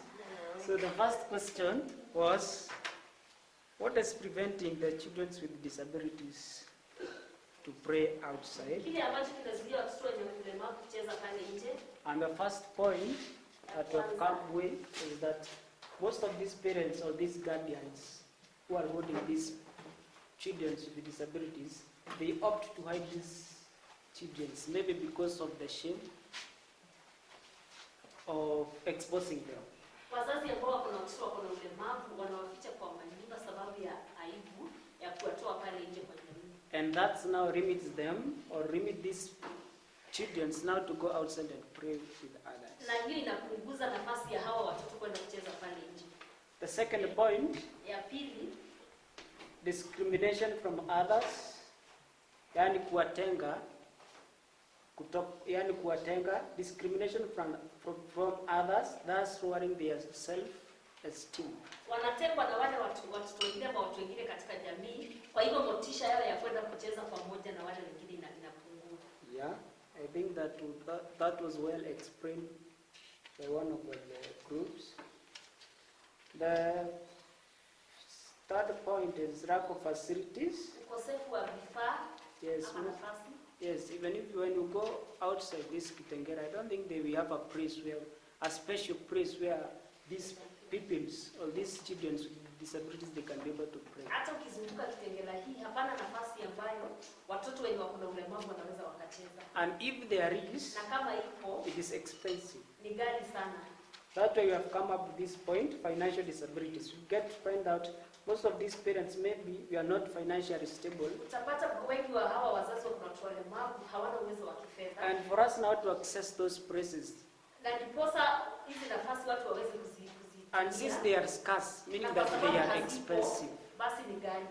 So also the financial is also a problem. Pia uwezo wa kifedha pia ni changamoto. The second question Swali la pili was that what do we need to provide or to provide so that we can help these children with disabilities to pray out those prayers. Kile ambacho tunahitaji ndiposa watoto wenye ulemavu waweze kucheza katika nafasi za nje. So the first point we have come up with kwanza is that we first of all identify the form of disability that this child is having. Kwanza ni lazima tutambue aina za ulemavu tofauti ambazo ziko katika jamii. So after identifying the form or the nature of this disability, baada ya kutambua hizo aina tofauti za ulemavu, now after that we can come up with what facilities do we need. Kutoka hapo tunaweza tukaamua ni vifaa gani tunahitaji.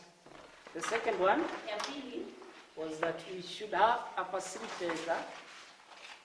We should have a facilitator or a person with a special skills so that he can be able to hold this or to help these kids with disabilities when they are out praying. Pia tunahitaji mtu ambaye ako na ujuzi specially ndiposa aweze kusaidia wale watoto wako na ulemavu. Because not all of us can be able to handle them. Kwa sababu sio sote tunaweza kushughulikia. Because even that work, it's just like a calling. Hiyo ni kama mwito inahitaji. Yeah. Then another one, the last one. Ya mwisho. And this point seems to be very good and motivating. Hii pia ni nzuri na pia inatia changamoto. Video recording. Kutengenezwa kwa video ama kanda. Yes, when these children are praying, or these children with disabilities are praying, when you video call, unapofanya hiyo video, and then after all of that, baada ya hiyo, then you go and show him or her, alafu muonyeshe, yani unampa tu motisha. You see, you can do it. You motivate them ya kwamba wana. So that is also another way we can be able to help them to be able to be inclusive in those areas. Any question?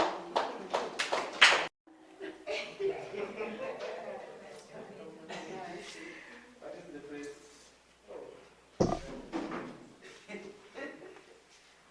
What is preventing children with special needs from playing outside?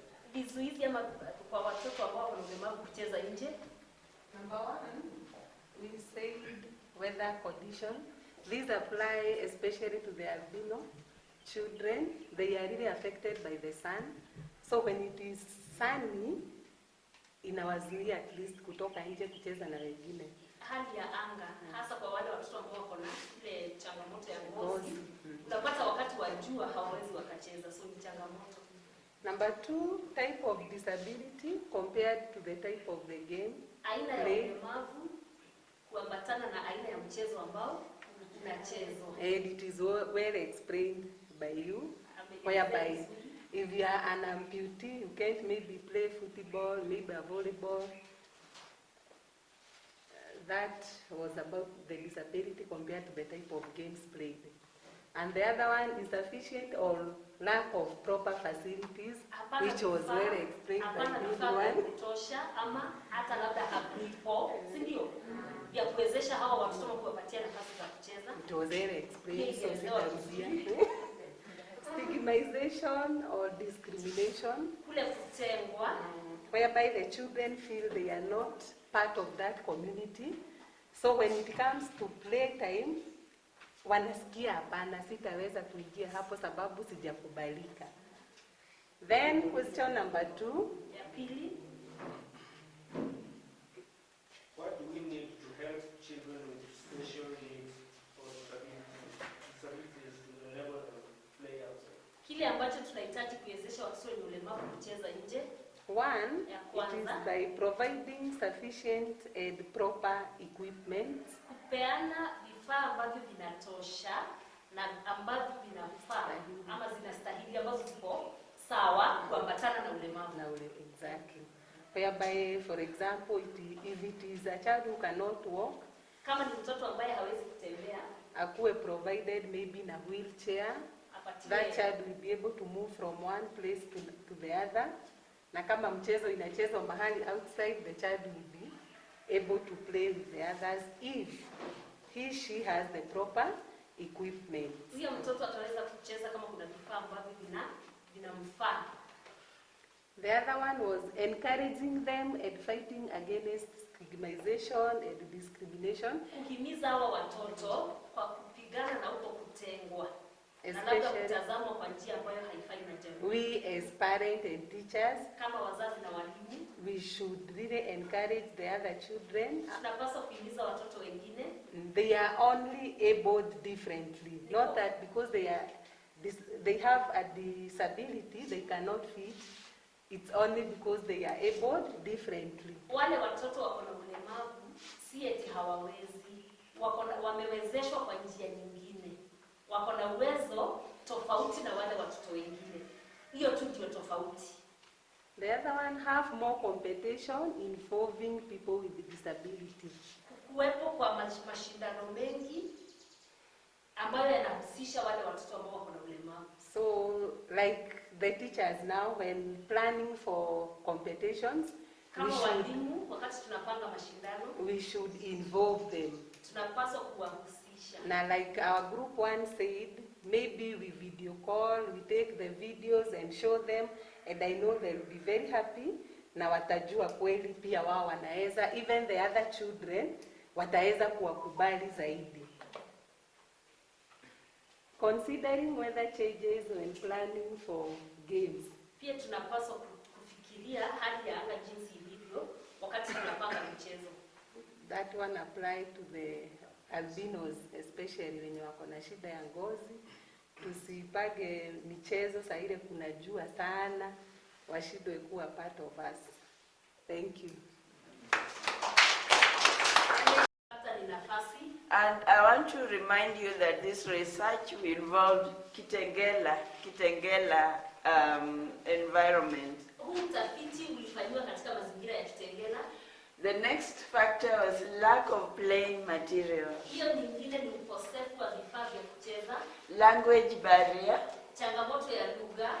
Damaging property. Here, damaging property, I think the person who said it, who brought it, said sometimes children are playing like they're playing out and they throw a ball which hits somebody's window.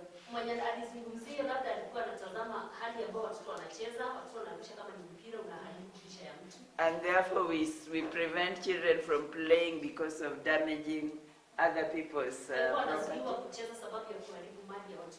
Social class dynamics.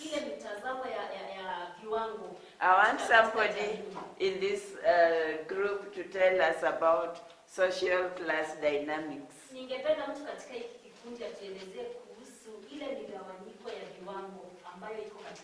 How does it prevent children from play?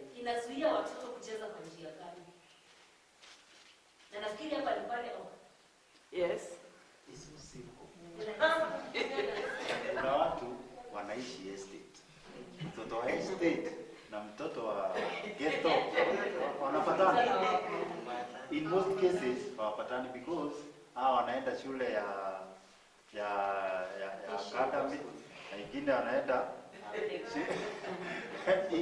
DB, si ni kweli? So those are the social dynamics. Utajiri inaleta utangano, si ndio? Yaani huyu mtoto analewa na jinsi fulani na mwingine analewa na jinsi na class fulani. Hiyo class inaleta kugawanyika, si ndio? I think that's my understanding of the social dynamics. Do we have that really good one in Kitengela? Yes. Next was parents of lower economic status. Nyingine ni wazazi wenye uwezo wa chini wa kifedha, who are unable to expose their children to various types of play, ambao hawana uwezo wa kupeleka watoto wao katika nafasi nzuri za michezo, and parents who are less educated. wazazi ambao uwezo wao wa kimasomo uko chini. How is the education status of parents impacting on a child play, outside play? Je, kiwango cha masomo cha mzazi kinaathiri uwezo wa mtoto kucheza kwa njia gani? Acha nipeane tu example. Ule mtoto anasoma tuseme acacia ama nini, anaweza cheza na mtoto wa prison. The games are different. Ndio.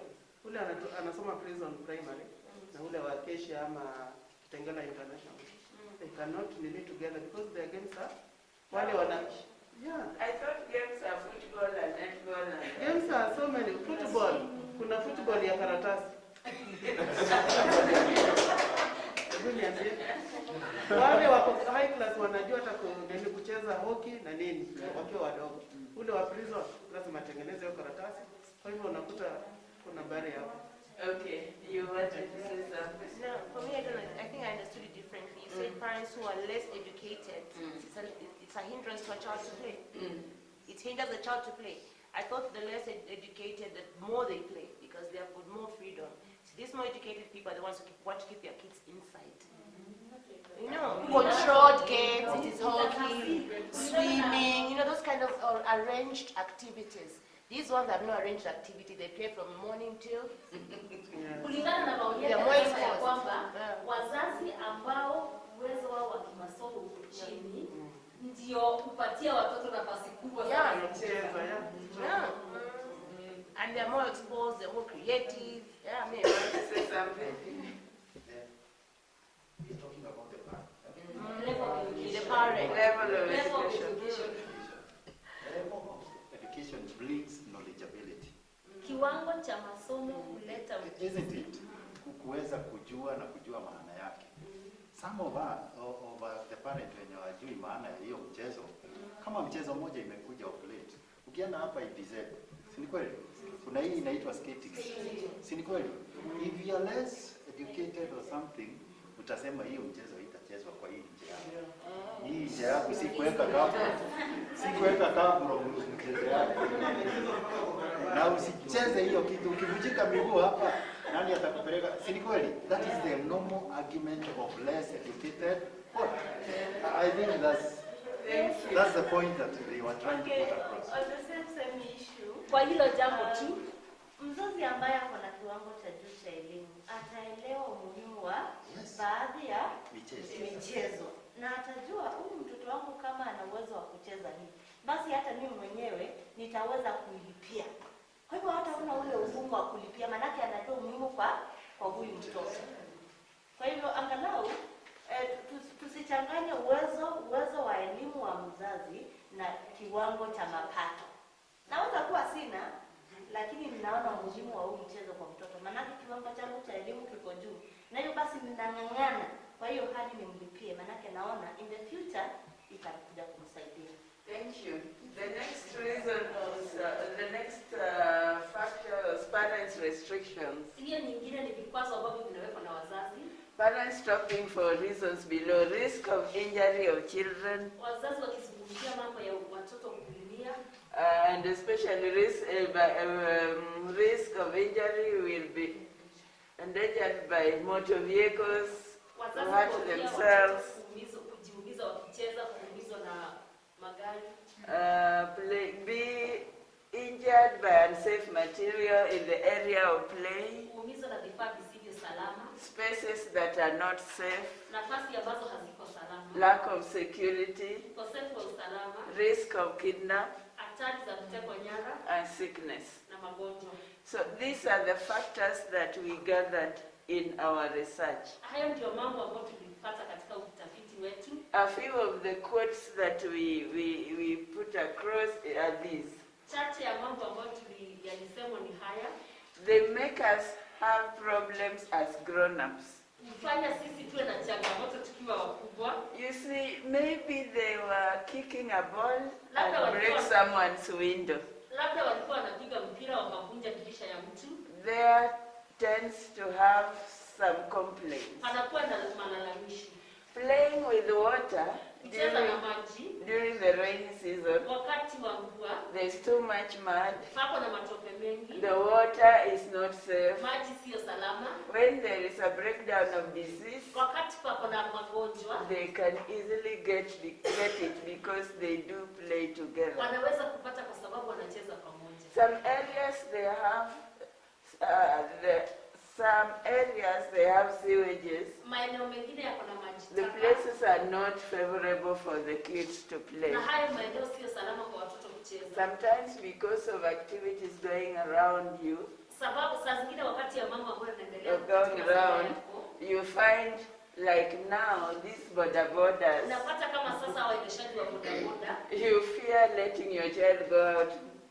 Maybe an accident can occur. unaogopa kuachilia mtoto wako sababu ajali inaweza kutokea. Those are some of the things that were said by the people I interviewed. Hao ni baadhi ya mambo yalisemwa na wale watu ambao tulizungumza nao. Now, briefly, Kwa kifupi, I want us in the papers that we have given you, the sticky notes. kwa haya makaratasi kidogo ambayo tumewapa, There are 4 different colors. ni aina 4 ya rangi. Ya rangi. Ni rangi tofauti. In the first rangi ya blue. Kwa hiyo ya blue, Can you answer this? What do children see in the environment that stops them from playing outdoors? What do children see in the environment that stops them from playing outdoor? ni nini ambacho watoto huona katika mazingira ambacho huwazuia kucheza? In the other color, which other color is there? In the orange, Kwa hiyo ya orange, answer this. machungwa, What do children hear that stops children from playing outdoor? And remember, we are saying, what do they hear? We have not said hear from where. So you are open to say, what do children hear? ni nini ambacho watoto husikia ambacho huwazuia kucheza pale nje? Children can hear from parents, from teachers, from Wanasikia kutoka kwa wazazi, community. kutoka kwa jamii. Yeah. What is it that they hear that can stop them from playing outside? Ni nini ambacho wanaweza sikia kikawazuia kucheza pale nje? In the other color, which is which one? Pink. In the pink, Kwa hiyo karatasi ya pink, what do they do when they are stopped from playing outside? watoto hufanya nini wanapozuiwa kucheza pale nje? Watoto hufanya What nini do they do when they are stopped from playing somewhere outdoors? wakizuiwa kucheza mahali pale nje? Watoto hufanya nini? And in the last paper, therefore, in the last one, Ya mwisho, what do children say ni nini ambacho watoto husema that stops children from playing outdoors? ambacho huzuia watoto kucheza nje? What do children say Ni nini ambacho watoto husema that stops children from playing outdoors? ambacho huzuia watoto kucheza nje? 5 minutes Dakika 5 na tuendelee. as we move on.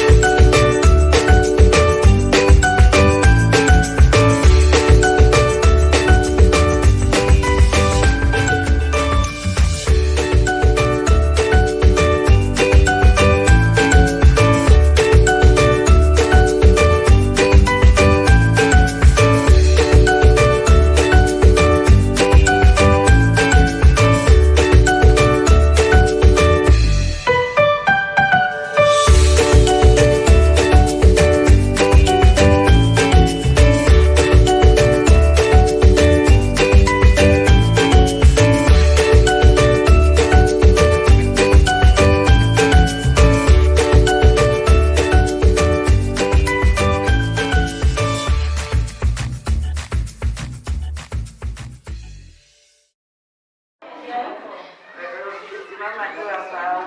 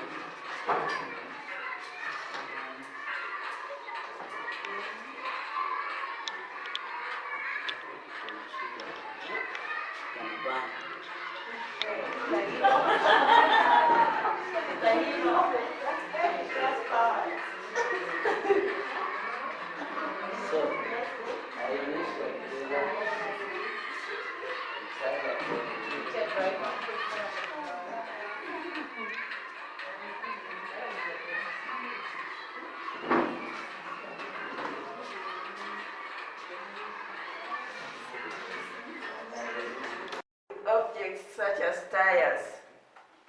Kucheza na michezo kama magurudumu.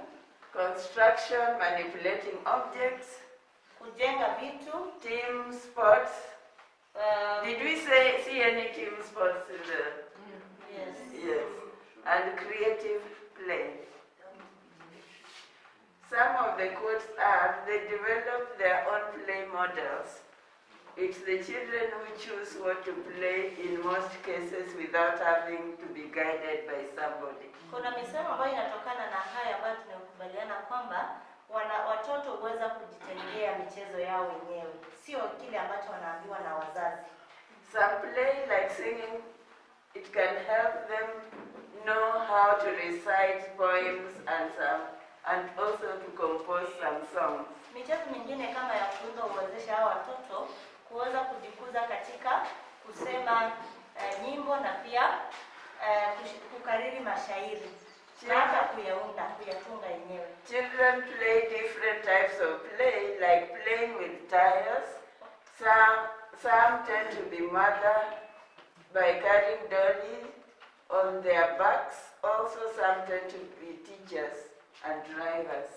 Watoto wengine huweza kucheza michezo mbalimbali kama kucheza na taya na pia umeona wengine kuwa kina mama wanajifanya kama kina mama na kubeba watoto doli kwa migongo yao, na wengine pia huweza kujifunza kuwa walimu na hata madereva, si ndio? And the last quote here is like, you can find children playing that they are trying to cook. They look like mothers. Some try being creative, making cars, making aeroplanes, kites, and that's creativity. Wengine pia huweza kucheza michezo ya kupika na upishi.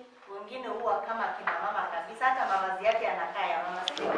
Anafunga kitambaa, anafunga leso. Wengine hutengeneza magari, ndege na vifaa vingine vingi. That is what we have for forms of play. Hayo tu ndio tuko nayo kuhusu aina za michezo. It's a summary from what we have seen from the videos. Na ni ufupi wa kile ambacho tumeona katika video. And we are not very far from the end. I want us to have a short breather again.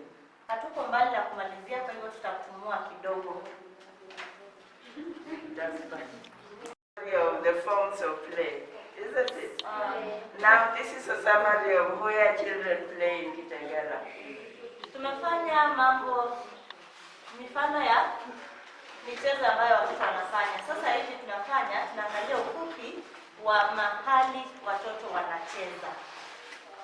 Outdoor green space, outdoor anywhere green. Kila mahali.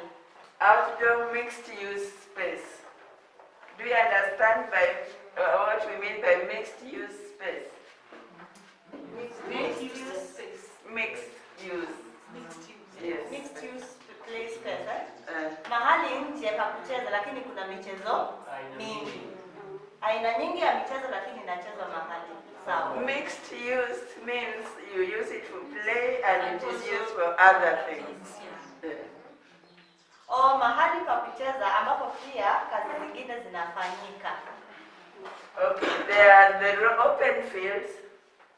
Ni kama nyanja ambazo ni wazi, roads, barabara, pathways, njia za kupita, schools, shuleni, churches, kanisa, inside residential blocks, ndani ya ploti, hotels, kwa hoteli, football fields, kwa michezo, uwanja za michezo, and sporting complexes.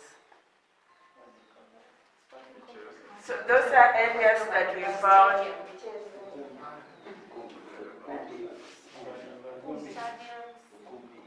Ukumbi wa michezo, stadiums. Those are areas that we found the children playing within Kitengela. Kwa hivyo hizo ndizo sehemu ambazo tumepata watoto wanacheza huku Kitengela. Now there are quotes. Kuna misemo kadhaa. Majority of children found playing outdoor in schools or in open spaces, grass or ground. Watoto wengi walipatikana kucheza nje ya shule na kwa nyasi na ground. Play wherever they can. Flexibility, choosing play space depending on where they are. Walipatikana kucheza mahali ambapo wangeweza na walikuwa wenyewe wanajitafutia nafasi zao za kuchezea. They play in fields, churches, in the houses, in schools, in open spaces, on the roads. Mahali ambapo walichezea ni katika nyanja na watoto walicheza katika pia manyumba, walicheza shuleni. They could play mahali ambapo tumetengwa. But those ones who are well to do, the parents who are able, they take them to some hotels, sometimes over the weekend, where there are some facilities. So they find the children really enjoy.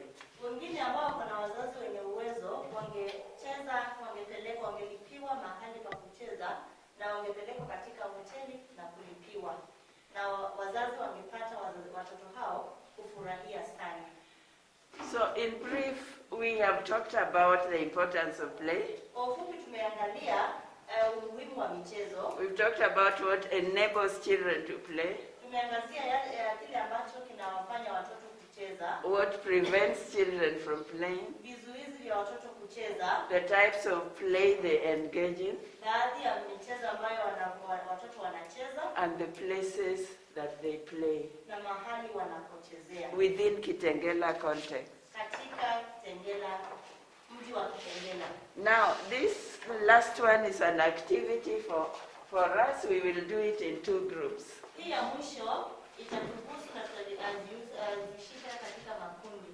And this final activity is when we are trying to imagine, to focus on the area that we are going to build a model place. Hii swala la mwisho litatuhusisha kujadiliana mahali pazuri, jinsi ya kuibuka na mahali pazuri pa michezo ya watoto. So each group will come up with a design narrative of what they would want, how they would want the place to be, what are the things they would want to have there, and whatever it is that you can think about in your mind on an ideal play space. Kwa hivyo katika kila kundi litahitajika kufikiria jinsi mahali pa kucheza kwa watoto inavyofaa kukua mahali pa kucheza. Now these are the things we are going to have in mind as we think about this. Haya ndio mambo ambayo tunafaa kuwaza wakati tunafikiria mahali pa kucheza. Think about the early years and primary school children playing in that area. Tufikirie watoto wadogo na watoto wa shule za msingi wanapocheza. Think about the features that encourage language use and development. Tufikirie yale mambo ambayo yataweza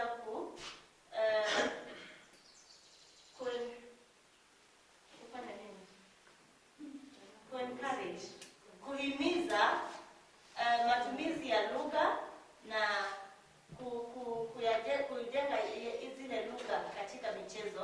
think about interaction with nature while they play. Tufikirie pia kuhusu jinsi watakavyohusiana na mazingira wakati wa michezo. Think about how they will manipulate and experiment with material objects when they play. Tufikirie pia jinsi watakavyounda vitu vipya wakati wa michezo. Think about construction play. Tufikirie pia jinsi ya kujenga wakati wa kujenga. Opportunities for locomotor play, locomotor development. Tufikirie pia kuhusu. Can you help my locomotor?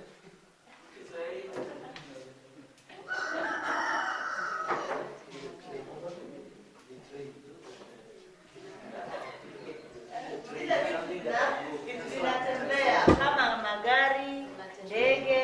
Okay, locomotor development is, unajua watoto hata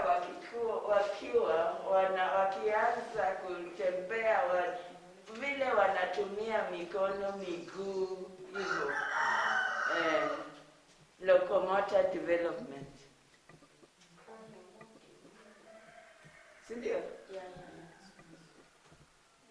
Locomotor development is not locomotive. Okay, think about social dramatic play roles.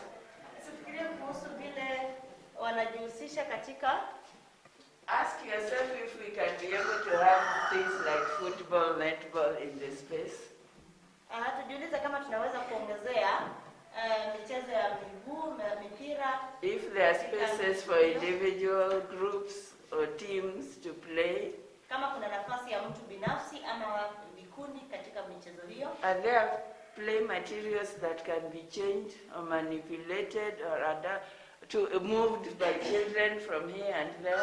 Kuna vifaa vinaweza kubadilishwa ama kutengenezwa upya ili kuwezesha hao watoto kucheza. Can we have a space for schools, local clubs and children to have play activities such as acting, play and playing with crafts? Tunaweza kuwa na mahali palipotengwa kwa mashule, clubs na mahali pa watoto pa kuchezea. Special elements. I think this is where we were talking about the weather and all that. The changes in landform that is challenging and stimulating. The changes in landforms that is challenging and stimulating. Mabadiliko ya kiardhi ambayo pia huchangia pakubwa katika michezo. Access to sun. Pia kama inafikiwa mahali hapo panaweza kufikiwa. Areas for sitting, areas for hand washing. Mahali pa kuoshea mkono, mahali pa kuketi. And then we'll think about how this place will be cleaned every day, kept clean. Na pia hygiene. Think about litter bins. Fikiria mahali pa taka. And then there are some development gaps that we want to think about as we think of the play area. Children managing trauma and stress. How would they be helped in the play area? Sensory motor play, younger children with disabilities. Developing talents, how do we put it in? So these are just general areas. When you people are designing, and these two groups are going to design the ideal place. Kwa hivyo vikundi hivi viwili ambavyo tutajiingiza kati yazo, tutaweza kufikiria vile huo uwanja wa kuchezea utakuwa. Vile vitu ambavyo unahitaji, kama tunahitaji viwepo katika mahali pa kuchezea. Tukiyagusia mambo yote haya ambayo tumeyasema. In a nutshell, this is the core, the main purpose of this workshop. To come up with something that we can put in place. Hili ndilo jambo ambalo utafiti huu unaangazia, kuweka mahali pa kucheza pa watoto. So we will probably, groups are already there this side and that. Can we just bring ourselves together? Somebody will be writing. And then brainstorm, and please, all of us, just let's take part in this. We'll give ourselves 20 minutes. Then we will.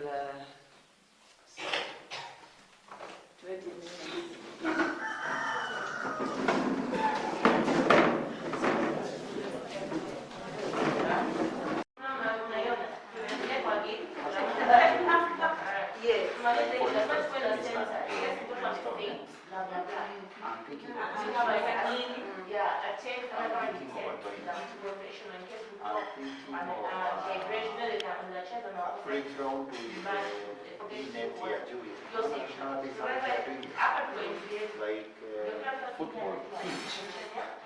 Sijui kama kuna neti juu ndio mpira ukigonga usiende kwa neti. Just brainstorming. Someone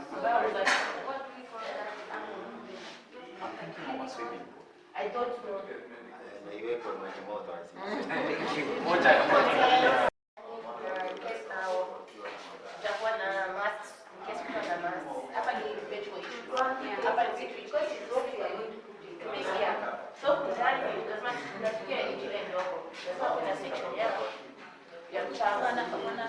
Wanacheza pamoja ama wanafaa kucheza differently? Hawa wadogo alias na kando ama wanafaa kucheza wote? No, because unaona kama ni kwa bamsinkaso lao wadogo hawezi ingia bamsinkaso na hawa ni watawafunza. So kama tutajenga three different places for different people. Kila age na place yao ama kila ability na place yao. But it will depend with the type of play. Sorry? It will depend with the type of play. Kuna ile yenye wanaweza cheza pamoja, kuna ile wanaweza cheza different. Kama ni kujenga, it will only two different places. For the one with the ability and the one with disabilities. And then for the early years, maybe how to on this play and wengine kwa the other play, they will interchange. Okay, there's our weeks. Hapa tuna hii tent yetu, medical tent tunaita. The first section I think above from this medical place kuna the younger ones and the ones with disability. Sawa. So they cannot access medical care. Hao wengine tuwepo huko. Si kweli?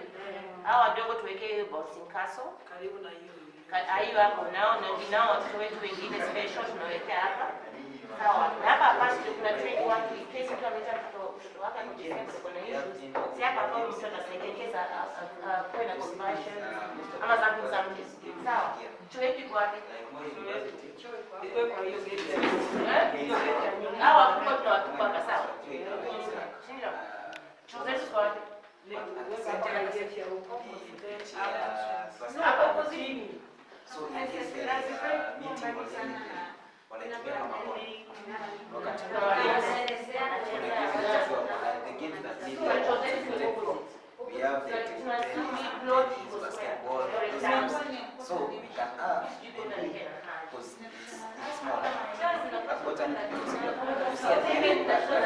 fence. You have the ball. And the ball may be the balconies. Let them be used with chair. And then the balls can be used for games. And then maybe you have the finances. At the top, you can have the swimming pools. So you utilize it upwards. So you can have a 3-floor whatever, and you have a swimming pool at the top. And the rest, you can have the games. You have What we are doing is one, the land is not a permanent place. It's not going to be something like that. Let us think about simple things. Simple place for children to play. Let us not go into very which we need finances, which we need so wewe umepewa land fund, unataka watoto wacheze, ungedesign nani?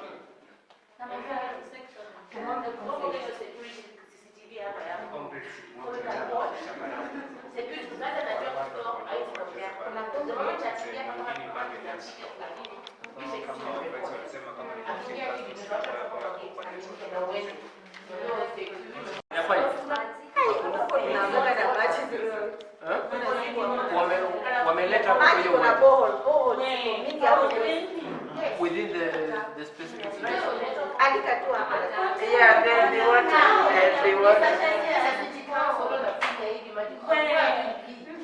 Whose toilet should be semi? Mobility.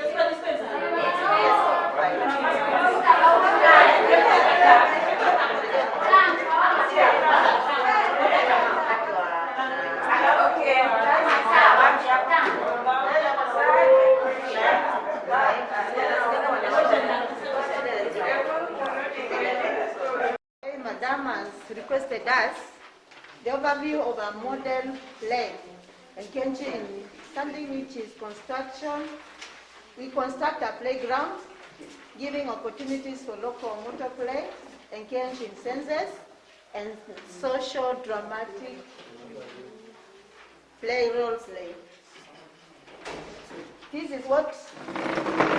Now, don't put your heads on this. Put your heads there. Okay, this is what we have. The way we have constructed our playground. We suggested that we divide the land as per age group.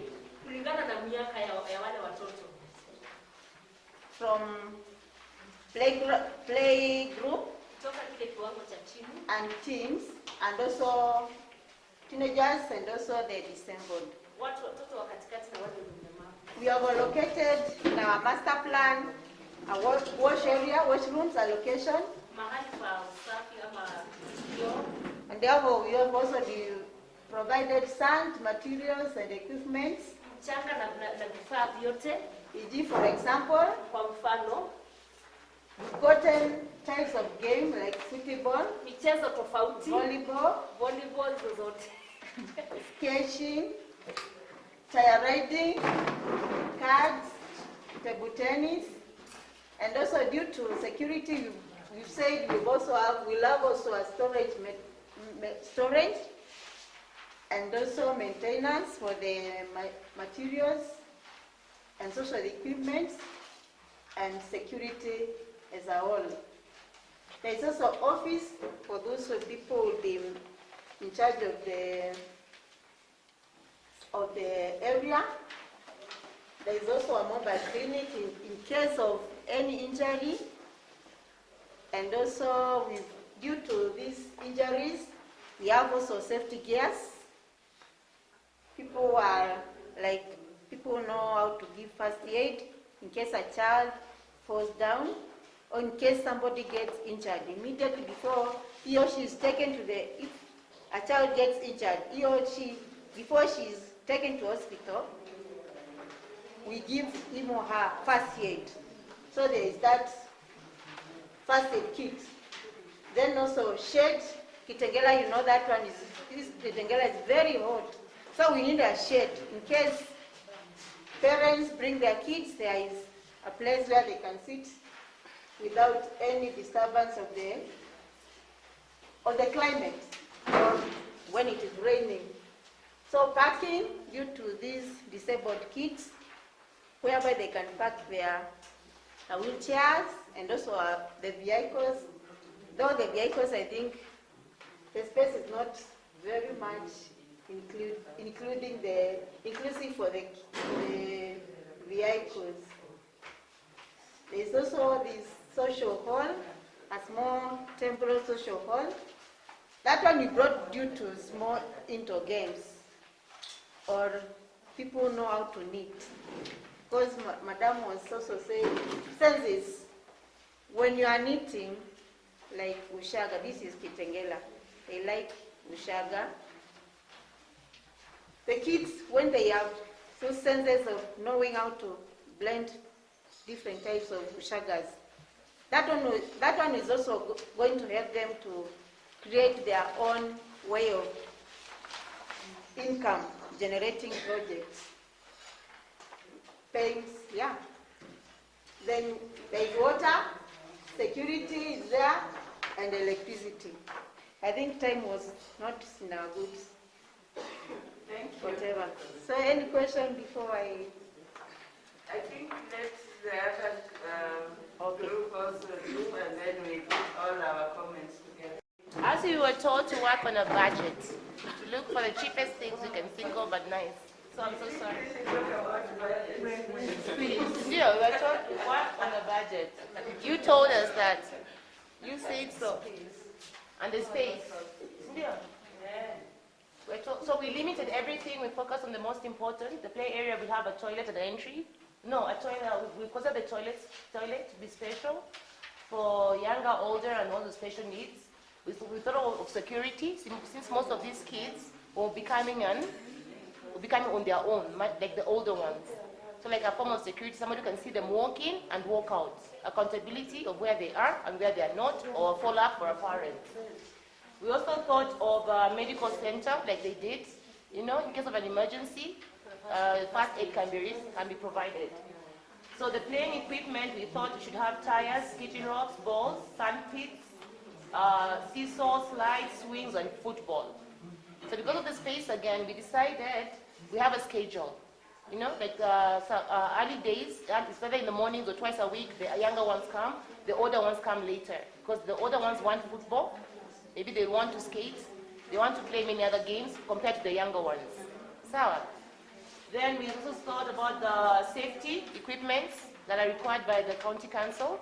Like we should have a fire extinguisher in case one of them decides to carry matches. God forbid. Then we also thought of decorating the walls. So at the moment they enter, they know this is a play area. It's not like an academic area, you understand? Have some cartoons painted.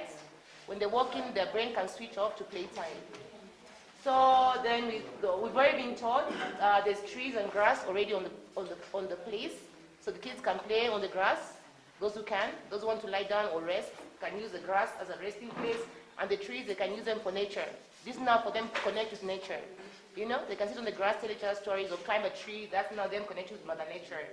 Then we thought of now to maintain the place. Because now to be a community-based center, to engage the community, if they can help out with maintaining the cleanliness of the place. Maybe the youth can come in once a week, their mothers can come in over the weekend, just engage the community to keep the place clean. Or those who are going to use it, if the school is going to use it, they can participate in keeping it clean. For those who are going to use it as the school place where they can play. And then we also thought of a water tank. We have many options for water. You can do the water tank with a tap, or we can have the tap one, my fountain, which they said no. So that's basically how we constructed our play area, our play station. Yeah. Anything else? Okay. Let's wrap for Is there anyone with any comment or any question regarding any of the children? Is there anything that we have left out that is very important?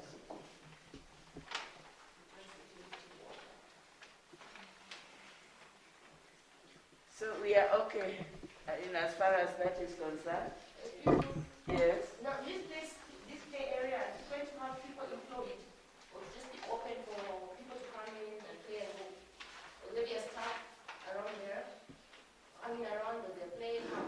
Those are the things we wanted you people to recommend, whether there should be staff or whether it should be whatever it is. Those are the recommendations we are hoping you are going to do.